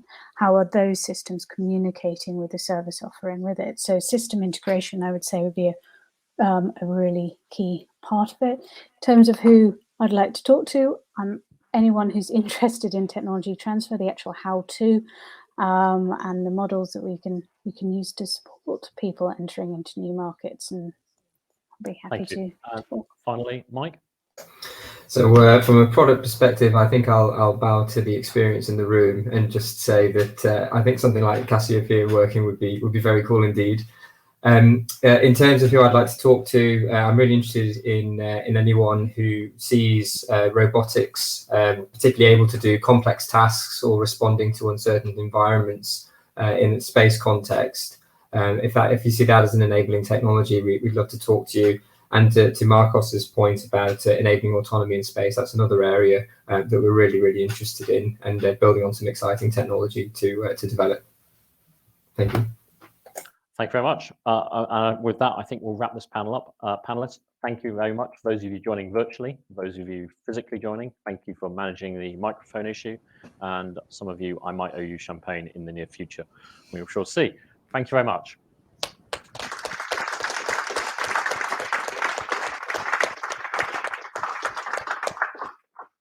Great, and we're going to move on from there to basically how the UK is supporting Iosm and key support providers and funders. We're running about 9 minutes over schedule, but I think we can probably manage that. So first up is Sam Adlin, the Chief Strategy Officer for the satellite Catapult. Sam, the laser definitely doesn't work. I've blinded myself several times now, but the pointer does work. You can't have mine, but you can have that one.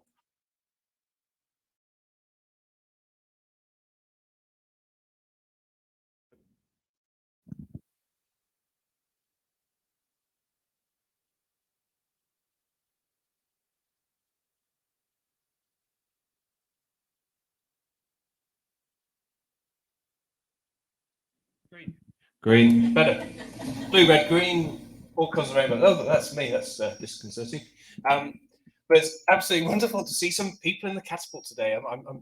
I must say, it's so good to hear from the panel, particularly about all of these massive opportunities around Iosm. This really is the future. And actually, walking into the Catapult this morning, again, big smile on my face, but actually, for the first time, I felt old. It was brilliant. My daughters tell me I'm old all the time, but I've never particularly felt old. But walked into the sort of coffee area, and it's fantastic to see the next generation coming through, because this is stuff that's going to be impacting for decades to come. And when you're at the peak of your career in 20 years' time, a lot of this stuff, a good amount of this stuff, will have changed hugely. So it's fantastic to see the next generation coming through. And it's also great to see tons of new faces as well, because we've got a wonderfully capable space sector in the UK, but actually this is all going to be realised by bringing different people together. So robotics expertise, demand from end user markets like energy or health or construction, and actually bringing these people together to reimagine the sector is exactly what we need to do. And it's an exciting time and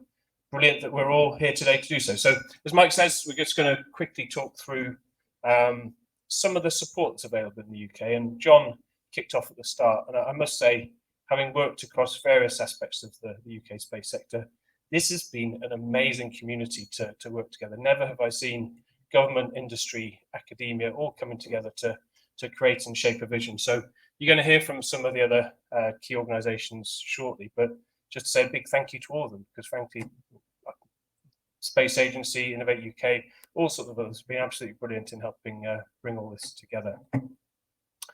Right, let's see if that works. There we go. I'm going to talk to you about satellite applications Catapult. So we are part of the Catapult network. More about that shortly. We are a network of technology and innovation centres, all about driving economic growth in our particular areas, ours being space and satellites. So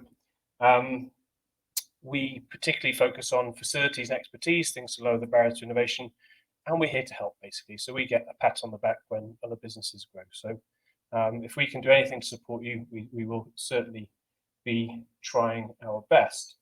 So in terms of our focus, we've been the Satellite Applications Catapult the last 5 to 10 years. There's been tons going on around connectivity and geospatial intelligence. That's going to continue as we capitalise on all the low Earth orbit constellations, etc., and how those benefit the Earth. Then we've always done stuff around access to space, particularly with our in-orbit demonstration programme. But as the sector evolves, and wow, is it changing quickly, so we're evolving, and actually we're looking to enable all sorts of new commercial uses of space and new applications of space, which is where our focus is. Our focus has always been on that, exactly as I say, commercial uses of space and all the benefits that those can deliver to Earth. And as a Catapult, actually, try to do stuff that's different compared to other organisations, so that we're adding value. And for the space sector, we've spent a lot of time, arguably about 80% of our efforts, focused on the demand side, helping sort of create commercial propositions, bring new customers together, etc. Because the space sector is hugely capable. And so you can see some of the sectors we've looked at over the years there. Iosm is really interesting because actually, rather than just in inverted commas, delivering connectivity or Earth observation benefits to all of these sectors, Iosm offers a whole new array of opportunities. So for extractive industries, we might be mining the moon. We might be looking at creating new seed varieties in a microgravity environment, or looking at how you provide food for long duration missions. What we've got there, construction. Well, this is what it's all about. You know, how the next year is going to be about building infrastructure in space. It's about robotics and AI, and how we can actually assemble big things in space. So construction in space, health and well-being. I think Josh has probably mentioned developing new drugs, new vaccines in space. Transport, infrastructure, it's all there. So there's some great new market opportunities, and we need to bring. Martin's already talked about energy. So we need to bring these sectors, these big sectors, towards the space sector, and actually bring and communicate the value that doing stuff in space is going to bring. It's billions of pounds of investment, but billions and billions and trillions of pounds of benefit that can be delivered. So on the left there, we've got the sort of landscape of support across the UK, and we're lucky to work closely with the Space Agency and ESA and others. We're here in Harwell, which I think is that big red dot. We've also got sites in Westcott, which I'll mention shortly. Tons going on with Leicester and Leicester Space Parks, and I think it'd be very relevant for people to engage around there. Obviously, Scotland and Cornwall got lots of launch activity and key sort of clusters and companies there too. You know, on the south coast, we've got submarines. I mean, how can you bring that technology to play? And of course, there's robotics across the country. So there's help in all sorts of places, and you'll be hearing about that in the course of the next 20 minutes or so. So how do we help support businesses? Well, you know, actually, if any of you came to us, we'd probably introduce you to a number of the people that we're about to hear from. We can introduce customers, partners, help you with business plans, access to finance, projects. We can work on R&D projects together on all sorts of different opportunities to help progress your business, and then facilities. And generally, you can either come and pay for our expertise, or we can find some collaborative funding to work together. I think facilities is particularly interesting when it comes to Iosm, and we really need to create some. There's a great cluster here in Harwell, but how do we create clusters of companies from different areas that are really going to help create this this new sector? So after this all finishes, I'm not sure quite where we're heading, but if you walk straight out of here and shut your eyes and keep going, you'll walk into the in-orbit servicing control center, which has been used by Astroscale and others. So again, a core piece of core facility that hopefully will be useful to a number of you. DISC, our Disruptive Innovation for Space Center, brings all sorts of equipment, facilities, manufacturing 4.0 towards the space sector to enable low volume prototyping. That's something we're working very close with the high value manufacturing Catapult around. The Future Networks test beds for all things comms. We've got capability down in Goonhilly if you want to talk to anything in space, and lots of other incubation and support facilities. So a couple of key things to call out. This is Mike's new toy. It's called Metal Fab 1, apparently. Metal adds oh, sorry. Oh, it's Lara's new toy. Sorry, Lara. Anyway, Mike and Lara tell me that this is what SpaceX use, and I think lots of you can hopefully find ways to bring this to bear in terms of what you're planning for the future. This is Westcott. So hopefully a number of you have been to Westcott before, but it used to be, well, it still is a big launch and propulsion test site for the UK. Look at that building there. It's going up, and this is going to be a large Iosm facility. So think blank canvas. What can you do with that? What do you need? I mean, current thinking is around an Iosm simulation facility. So for simulating close proximity operations with 2 6 degrees of freedom robots. And the reason that's in the plans is because we went out and talked to all of you, and that's what you all said you'd like. And so obviously working with other partners like Airspace and others to make sure that there's the facilities and access across the country. But that's the sort of thing we're thinking of, but lots of space, lots of room for new capabilities. What can we do to help you with your future journeys? And this is one we built earlier. It's not actually one we built earlier, it's one DLR built earlier. This is what it might look like in the sort of best traditions of Blue Peter, who I understand actually coming in here on Monday with the space agency, which is pretty cool. So this is what it might look like in the future. And then just to end with the Catapult network, you're going to hear from Kat shortly from the high value manufacturing Catapult, but you know, obviously I'm slightly biased, but it's a hell of a network when it comes to the next era for the space sector. So clearly manufacturing, robotics, everything HVM do, wow, you know, use these guys, are absolutely brilliant. You've got the cell and gene therapy, medicines discoveries Catapult, or if you're looking for new drug discovery and pharmaceuticals in space, talk to them. Energy systems, I'm sure Martin's already engaged with them from an energy perspective. Compound semiconductors, they're really interested about what they can manufacture in space. It's a capability and support provision that I hope you will make the most of. So just to finish, a big thank you again, and to reiterate Mike's point at the start, you know, meet some new people. It's these new connections that are gonna make things happen. More than meet people, let's start cooking up some big ideas, and let's work together to realize them and open up some of these massive new economic frontiers that are ahead of us. Thank you. Thanks, Sam. You click one further. Excellent. Kat and Sean, you're double acting this somehow. Go.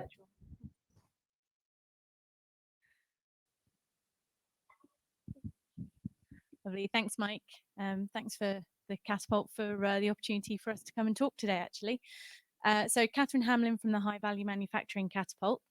I represent the Manufacturing Technology Centre, MTC, which is one of the 7 centres of the High Value Manufacturing Catapult. And my colleague Sean is from the National Composite Centre. Sean is virtual, so he'll be talking after me.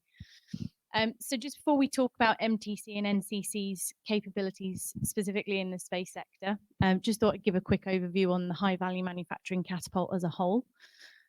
So I won't go into catapults because I'm assuming you're all going to be familiar, and Sam did a great intro for me there.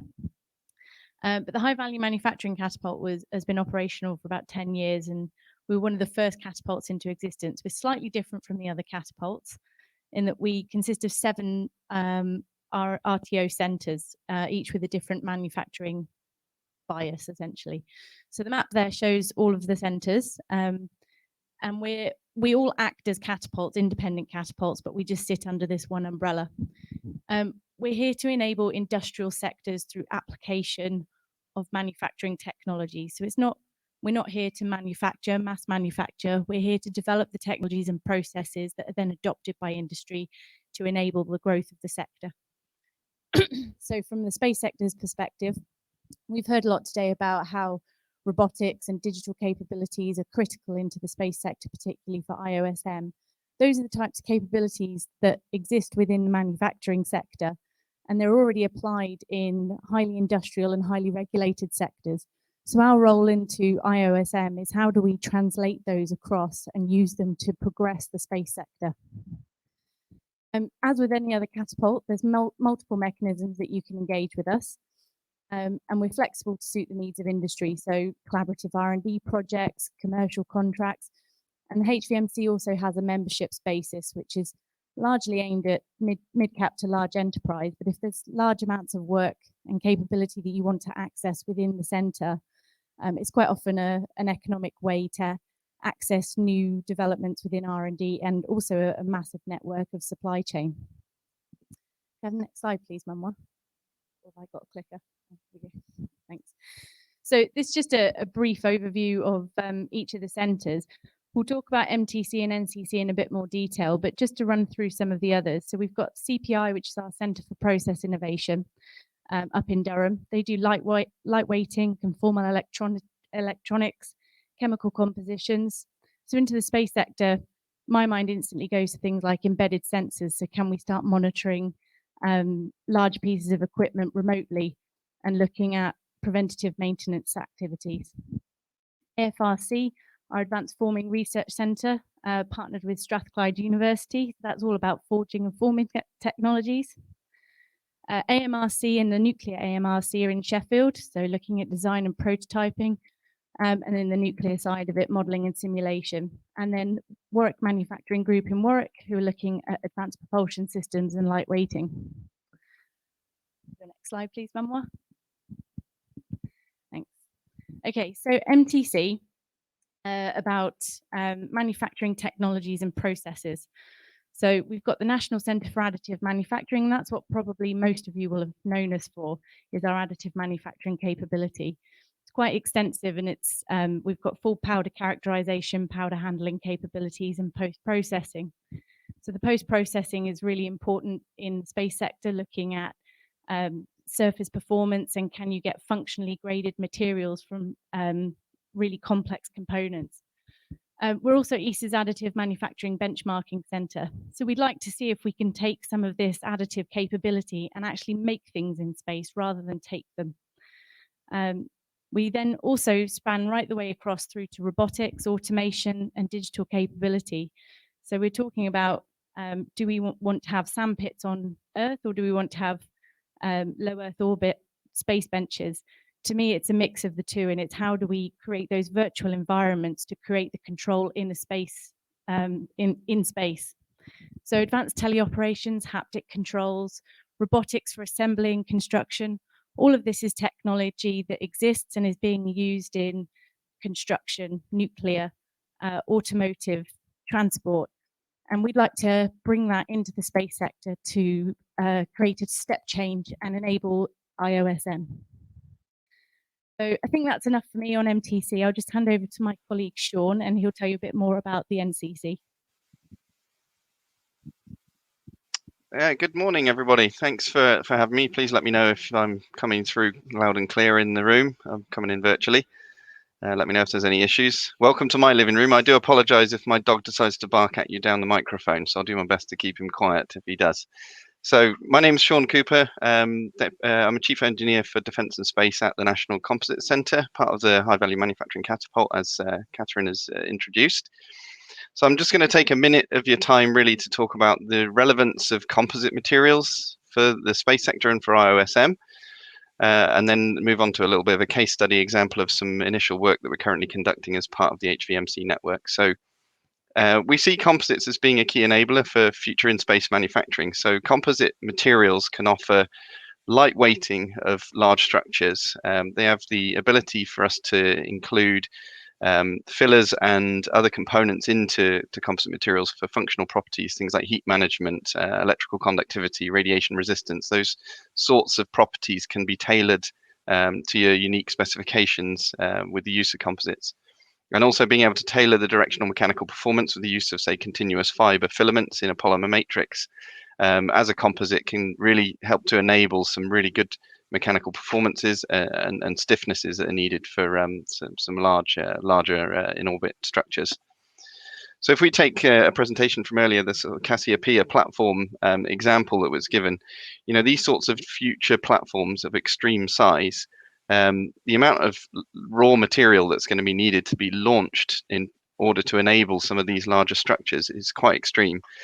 So with composite materials, for example, I mean, polymer and carbon, for example, are pretty much between 1/2 and 2/3 of the mass of some metal alloys that could be used in space applications. So bluntly speaking, immediately the use of composites could enable in some areas to significantly reduce the launch mass by up to 1/2. Plus, with easier in-orbit handling than metal powders, for example, and also much lower energies that are required to process composites, because polymers' melting temperatures are much lower than that of metals, can realise some really good opportunities for them in the IOSM environment. As for the NCC and what we can offer, we have the ability to do design and process simulation for these anisotropic composite material components, which would be inclusive of those that could be used in the in-orbit environment. We can offer consulting and continuous fiber AM materials and deposition systems for in-space applications. We do have a significant knowledge of chemical and thermal processing for both thermoset and thermoplastic polymer systems in composites, and have a very close partnership with the University of Bristol teams who are currently actively developing new materials for the in-space environment as well.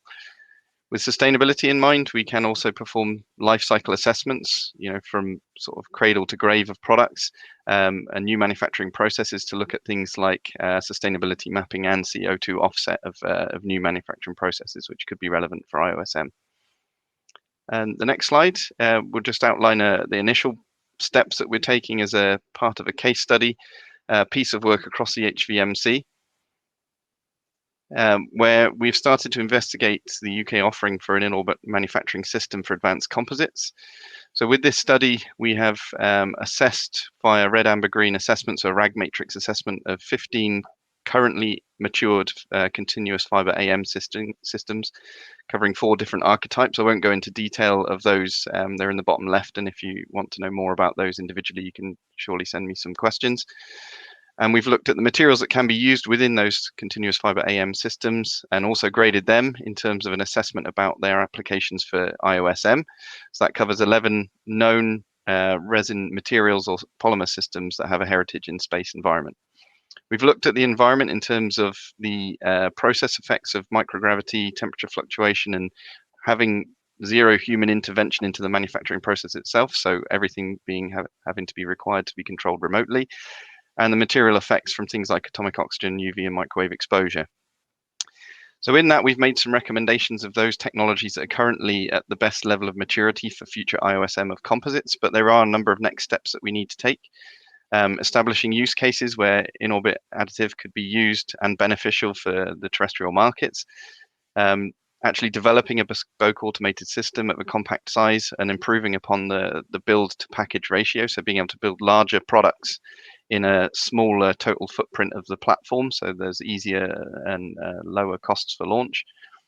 Developments around the selection and chemical engineering of in-orbit thermoplastic materials. So we did identify thermoplastics as being a critical enabler within the composites Iosm opportunities, and also the process development. So ideally looking at doing terrestrial simulated testings of in-orbit conditions, and then looking to how that can be then used for the actual in-space environment.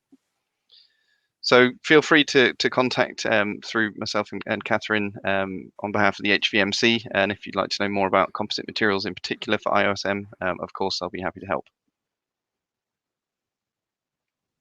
Thanks, Sean, and thank you, Catherine, for that presentation. Moving on, Innovate is Mark in here. Mark is here somewhere. And Mark, I don't believe you're presenting with slides, are you? So you should be able to talk to this and it should not talk back to you. Yeah, so I don't have slides today. What I've done instead is I've just created a series of links for some of the things that I'm going to speak to that'll get sent out to the chat, and also hopefully will go out via email should you need them. This is actually really not a good time to be talking about Innovate UK funding and what's available, because we are right in the midst of a spending review and I can't talk that much about what we are asking for. I don't want to make false promises for what's being put in there, because it's all subject to not only the result of the spending review, but also the internal allocations process that goes on within BEIS, UKRI, and at Innovate UK levels as well. So it's not great to talk about that core funding. Ask me again in a month and we'll see where we are.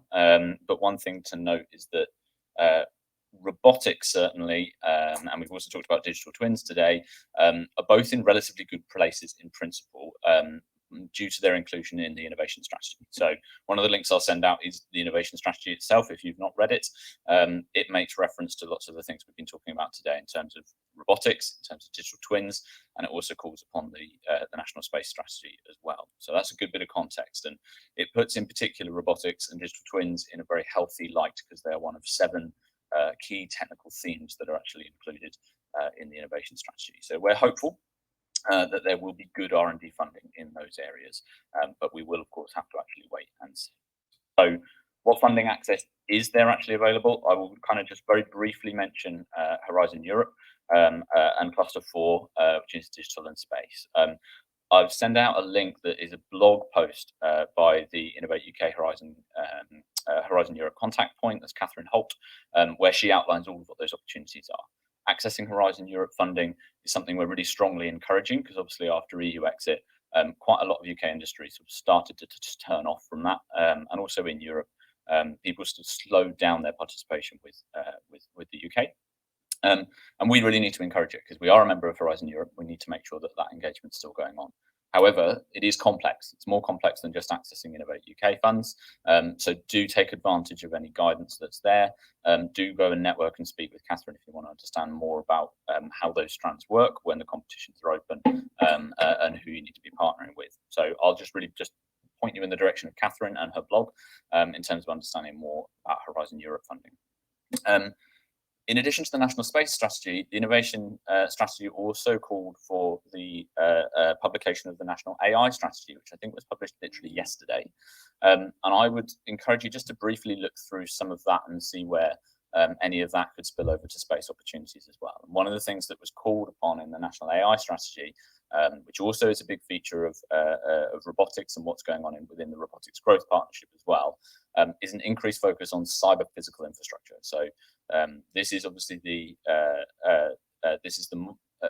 mixing of digital twins and physical assets as well, and how that can speed up development of particularly robotics systems. So that's something I'd just encourage you to have a look at in terms of what that might mean as a theme.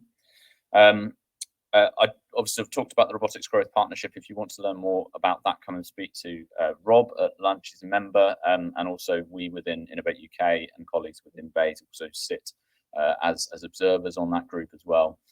So we're well networked there. What I would encourage you to do is that the Robotics Growth Partnership has received channels as well as transmit channels. So do go and speak to members, speak to the co-chairs if there are particular things that you believe ought to be considered by that group. They are industry's voice into government with respect to influencing policy decisions on robotics and AI.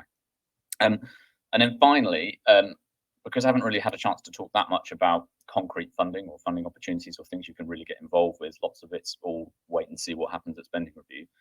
I can talk about one thing which is relevant today with respect to testing facilities, living labs. And that's something that was announced in June of this year by Dame Otterling from UKRI, which is UKRI Infrastructure Fund investment, and specifically in a project called the National Robotics Proving Ground. So initially, this is a 500k study that's going on this year that's being led by Innovate UK. But what it will hopefully lead to is a full proposal that will generate an ask for somewhere between 20 to 50 million pounds to build infrastructure in the UK for robotics testing at relatively high TRL. So it's not there to replicate or replace university labs or very domain specific test facilities. The intention is to create something of a Myra or a Millbrook for robots. So high TRL, something to increase customer confidence and generate benchmarking and that type of capability. We're in the early stages of that. So we've got a 500k project to deliver, and a lot of that is actually about defining exactly what it is that needs to be built. So there's a lot of consultation needs to go on with all sectors that are engaging in robotics and AI, and space is definitely included in that. There are two ways to engage through that. So one is simply to engage with the KTN, who we are contracting to carry out a load of research with industry in terms of capturing what your needs are and what you feel would be beneficial for the UK in terms of robotics testing facilities. So they will soon be opening up some consultations and workshops in order to capture what those needs are. But then also there's a small funding opportunity coming. So this is something that we're hoping to announce in the next few weeks. Please keep an eye out for it. There's about 250k available for very small, fully funded under SBRI contracts to actually give industry the opportunity for you to tell us what could be built. So that might be systems architecture concepts, it might be visualizations, it might be testing procedures, testing equipment. It might be even challenge prize competition design or something like that. So it's just an opportunity for us to actually close the book and say, actually, you guys, you have the floor. Tell us how, tell us what you think could be pitched for, and that work will be fully funded to allow you to go into some detail. But we're talking tens of K, not hundreds of K. So it's just really very high level and projects lasting no more than a couple of months. So that's a short-term opportunity. And I was really interested to hear that conversation about in-orbit versus on-ground facilities. My own personal view on this is that for a variety of reasons, on-ground is the thing that for me will generate the widest range of benefits for the widest range of people in the UK. For the simple reason that obviously launch cost isn't necessarily a factor, and that can be a huge hurdle for very small businesses. But also to use concepts like Cassiopeia as an example, if you're building very large structures in space, and you're doing that with highly autonomous, highly remote robots that have to work for a very long period of time without maintenance, as Rob pointed out, that's probably one of the biggest challenges of that concept. If you're doing that in space, and you've got the capability to do that in space, there are almost certainly terrestrial applications for that technology. Not least in the Cassiopeia concept, you've also got to deal with construction of that ground array. And so where there are terrestrial applications of the same technology, we would want to explore that on ground. And it might be something along the lines of, say, floating offshore wind turbines that are constructed robotically, or floating solar arrays, or any such construction that's done at much larger scales than we currently do with RAS at the moment. And that's the sort of thing where if we are experimenting with in-space manufacture at large scales, what are the potential terrestrial applications of the same robotics technologies? And that's best explored, I think, on the ground.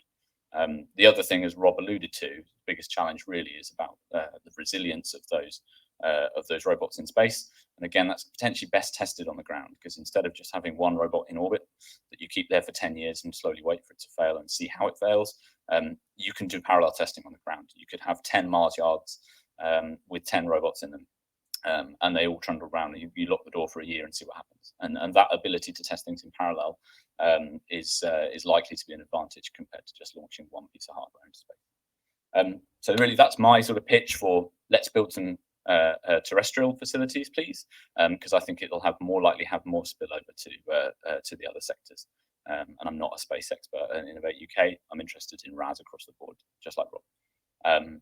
If anybody wants to come and speak to me about wider robotics across the UK, I'll be here at lunch to do that. That's all from me. as I say, links should go hopefully in the chat or in an email should you wish to pick up any of those documents that I've put. Thanks, Mark. UKSA, Temi, in theory, coming in virtually.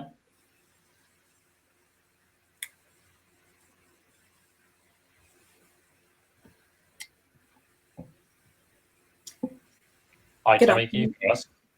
Can you hear me? Yes, we can. There's a 10-second latency lag, so just bear with us. Good, over to you. Good afternoon, everyone. My name is Temi. I'm the Space Sustainability Lead here at UK Space Agency. I am the project manager for the Active Debris Removal Project, as well as Sustainability Lead, which is all about increasing the awareness of space sustainability to the UK public. I'm going to talk briefly about what we're doing here at the UKSA to support IOSM, and then just talk a bit about opportunities. I think as mentioned by Mark, can't really talk about funding because of the spending review, but there are opportunities to engage with myself and around space sustainability, which I'll talk about a bit more. So here at the UKSA, we recognise that there's a strategic benefit by IOSM missions, given our our mission to be seen as a credible space nation. At the UKSA, we've recently embarked on a new project, which will use just over £1 million to fund a study around the viability of a national mission to remove debris from space, which is all about supporting our ambition to be a leading nation in growing IOSM. We are looking for about 2 to 3 independent studies that will be co-funded with an industry consortia. And the objectives around that is to provide a detailed evidence to assess the viability of a UK debris mission and to enhance the UK's capability in technology and services needed for future IOS orbital operations. As I mentioned previously, to raise the UK's public and international policymaker awareness of space debris. Over the last few months, we have been running a competition and have now gotten to a point where we are close to choosing 2 to 3 companies.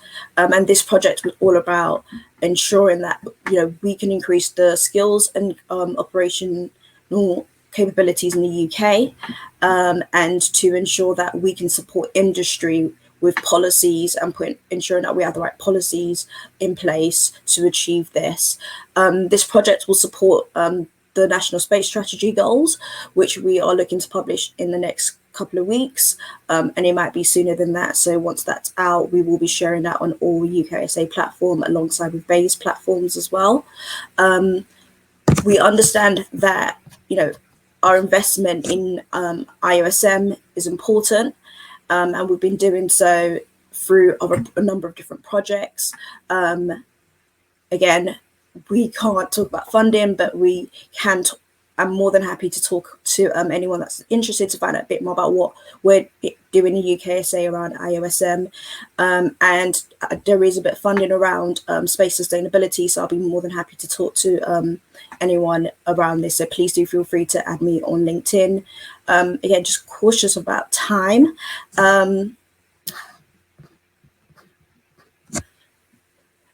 So the sustainability project is targeted around intervention to both decrease the longer term hazard of orbital debris, but also to consider future investment in IOS, which would be beneficial.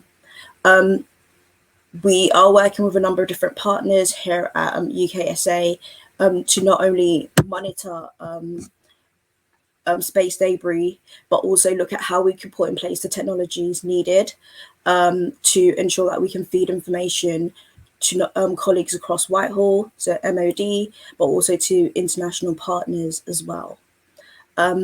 Just conscious of time, I will round up very quickly by saying that we're hoping for the viability study to be completed by the end of the financial year, and we've been very strict with timing because we really do want to achieve this as soon as possible, and we will be publishing the study once that's been completed.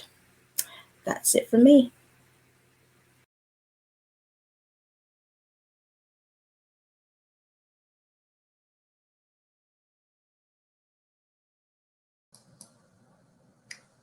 Hello.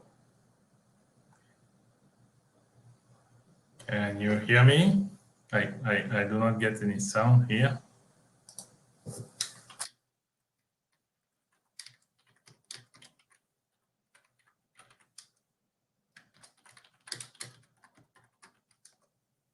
Okay, then I don't hear you, but you can hear me, so I'll start.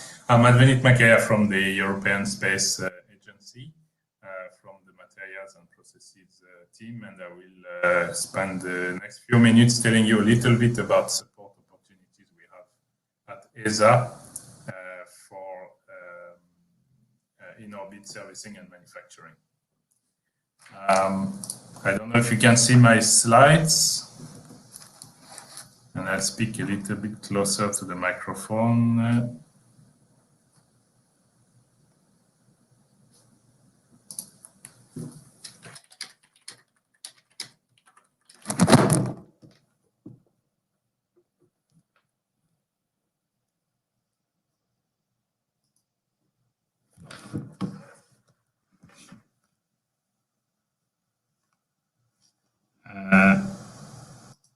I'm not sure you can see my slides.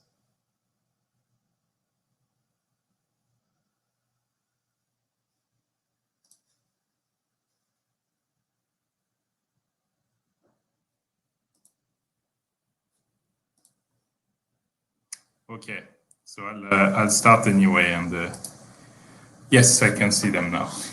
So yeah, you can move to the next one. Thank you. Yeah, so I'll start with the Open Space Innovation Platform. So it's an online website that's available on ids.esa.int, where you can have access to call for ideas on space technology developments and studies and co-sponsored research activities.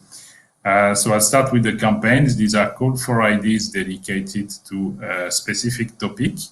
And for example, we had the call for idea on space-based solar power last year, which Fraser and Nash, for example, among others, applied to and got a contract with us for a study starting soon. And if you do not find any campaign which is dedicated to topics of your interest, you can also submit some ideas on the Open Discovery Ideas channel. So this is a channel which is permanently open and which welcomes ideas from every field of space technology. So in-orbit servicing and manufacturing is definitely in scope for that. We fund three types of activities: co-sponsored research, so PhDs or postdocs, which are half funded by academia or industry, and funded up to 50% by ESA. We have also what we call studies. These are system-level studies on new concepts. And Fraser Nash, for example, got a contract for a study on space-based solar power end-of-life management. And we have also what we call early technology development activities, which are development of technologies from maturity level relatively low to medium. So what we call technology readiness level, typically 2 to 5. So this is the OZIP platform, and I very much encourage you to visit the platform on ids.esa.int or to contact me if you have any question on that. You can move to the next slide.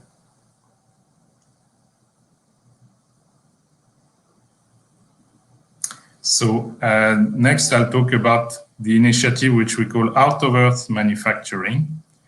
So this is an initiative which is dedicated to addressing the key enabler, in our point of view, on all the system level concepts on in-orbit servicing and manufacturing, at least in-orbit manufacturing, which is developing manufacturing and assembly processes which can actually work in space. So through the different funding programs that we have, through the OZIP platform, but also other programs like Technology Development Element and General Support Technology Program, we support development of technologies dedicated to manufacturing on orbit or on a celestial body.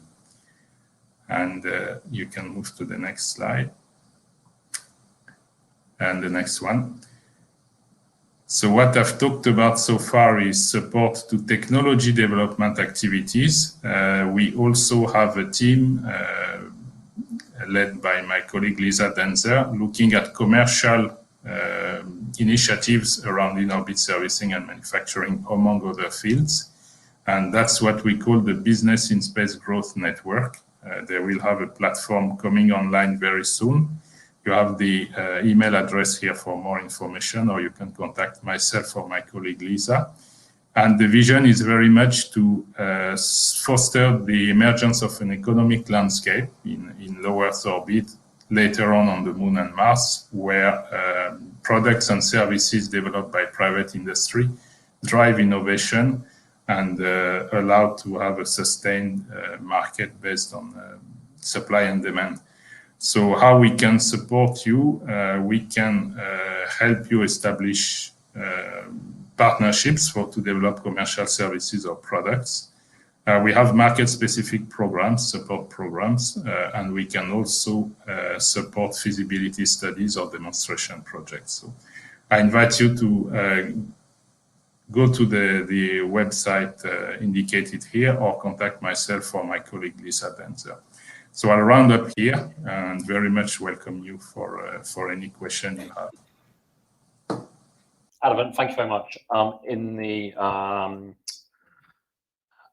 nature of trying to vaguely stay on our schedule, which we're way off now, last one presentation, we'll try and get back to it. Can we switch back, please, to the presentation deck? Rob Buckingham, Director of Race, wanted to just show you an illustration of what race is, because I think for many in the audience and potentially some of those online, it's not something that everyone's familiar with. So I think I should be able to get back to it. Rob, do you want to come and talk while I try and find your slide?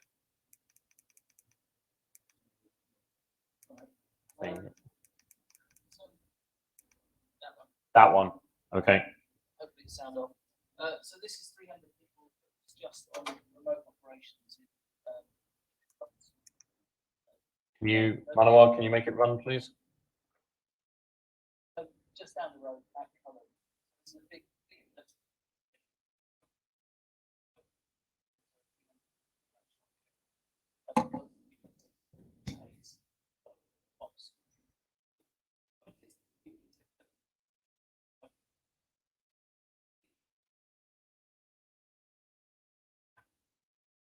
So actually, if you want to start looking out in have that much of space in the UK. So as I say, this sort of covers. I mean, there are lots of people that can do this. We're doing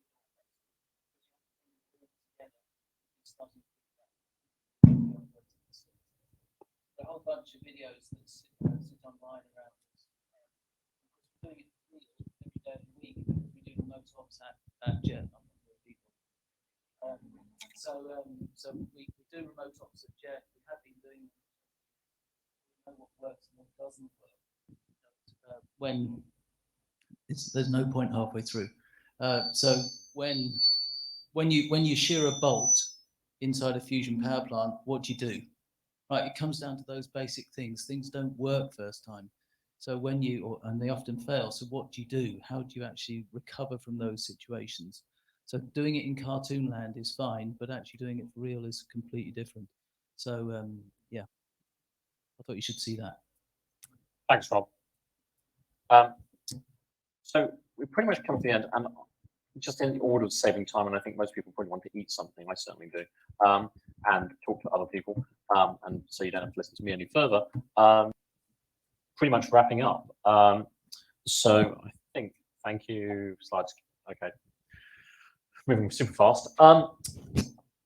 Really interesting discussions from a whole variety of people. The nature of these things is you can never do it in one session. You can never have enough discussions. You can never cover all the subjects you want to talk about, and you can never certainly cover all the areas of interest. So as I said at the beginning, this is the first UK IOSM workshop. We don't see this as the only IOSM workshop we do. I would see that we'd see subsequent IOSM workshops hosted at a variety of facilities. So hosted, for example, at some of the capabilities, say the Manufacturing Technology Centre within the HVM, the semiconductor compound Catapult and other locations, and potentially industrial bases as well. The only way we achieve as a nation IOSM capability and where there is clear benefit both to society, the economy, upskilling, reskilling, leveling up, not just at a regional level, but internationally, is by building capability and continuing to have these discussions. We can't depend purely upon government funding and support. The best way these activities happen are commercial. Funding comes in from the private sector and drives them. Government activities coming by Innovate, by agencies, and a myriad of other departments and funding mechanisms enable. But if we actually want to do, it has to be commercial. And fundamentally, that should be the case. There has to be a good commercial business case behind this. We can't just basically depend on the public purse and say fund activities which realistically are not viable or just fundamentally incredibly high risk. Sometimes commercially we have to do it. And my key observation about IOSM is a reflection, I think, not just on the state of the UK, but it's the state of Europe as well. We talk, and the common rhetoric is, why does Europe not have a SpaceX? Well, the reality is we're great at innovation. We do fantastic stuff at TRL about 1 to 5, and then we stop. And then we stop, not just because we stop technically, we also stop commercially. And then we look around and say, but why will government not fund us to get to the next stage? We have to be more ambitious. And I think, as I said, I think Musk is completely mad. Some of you don't share that view, but I think he is generally mad, and hence he can stay on Mars if he wants to go to Mars. But I think a key thing that he does very, very well is he gets the fail fast approach. And we've got to get better at failing fast. We can't be talking about mastering with due acknowledgement, 18 years for effectively an orbital space-based solar plant. Great, but why can't we do that in 10 years? Because fundamentally we can do these things faster, and we have examples of great precedents in the UK. If you look at the Channel Tunnel, still one of the most successful long subterranean bored tunnels in the world. We can build great infrastructure, so we just have to level up. We have to level up in ambition, we have to level up strategically, we have to level up technically, and we have to level up on our skills. If we do that, nothing can stop us. Ladies and gentlemen, thank you for joining us virtually. Thank you for joining us physically. Those of you who are physically, you can eat. Those of you who are virtually, I guess you can eat, but just not here. Thank you very much. See you again.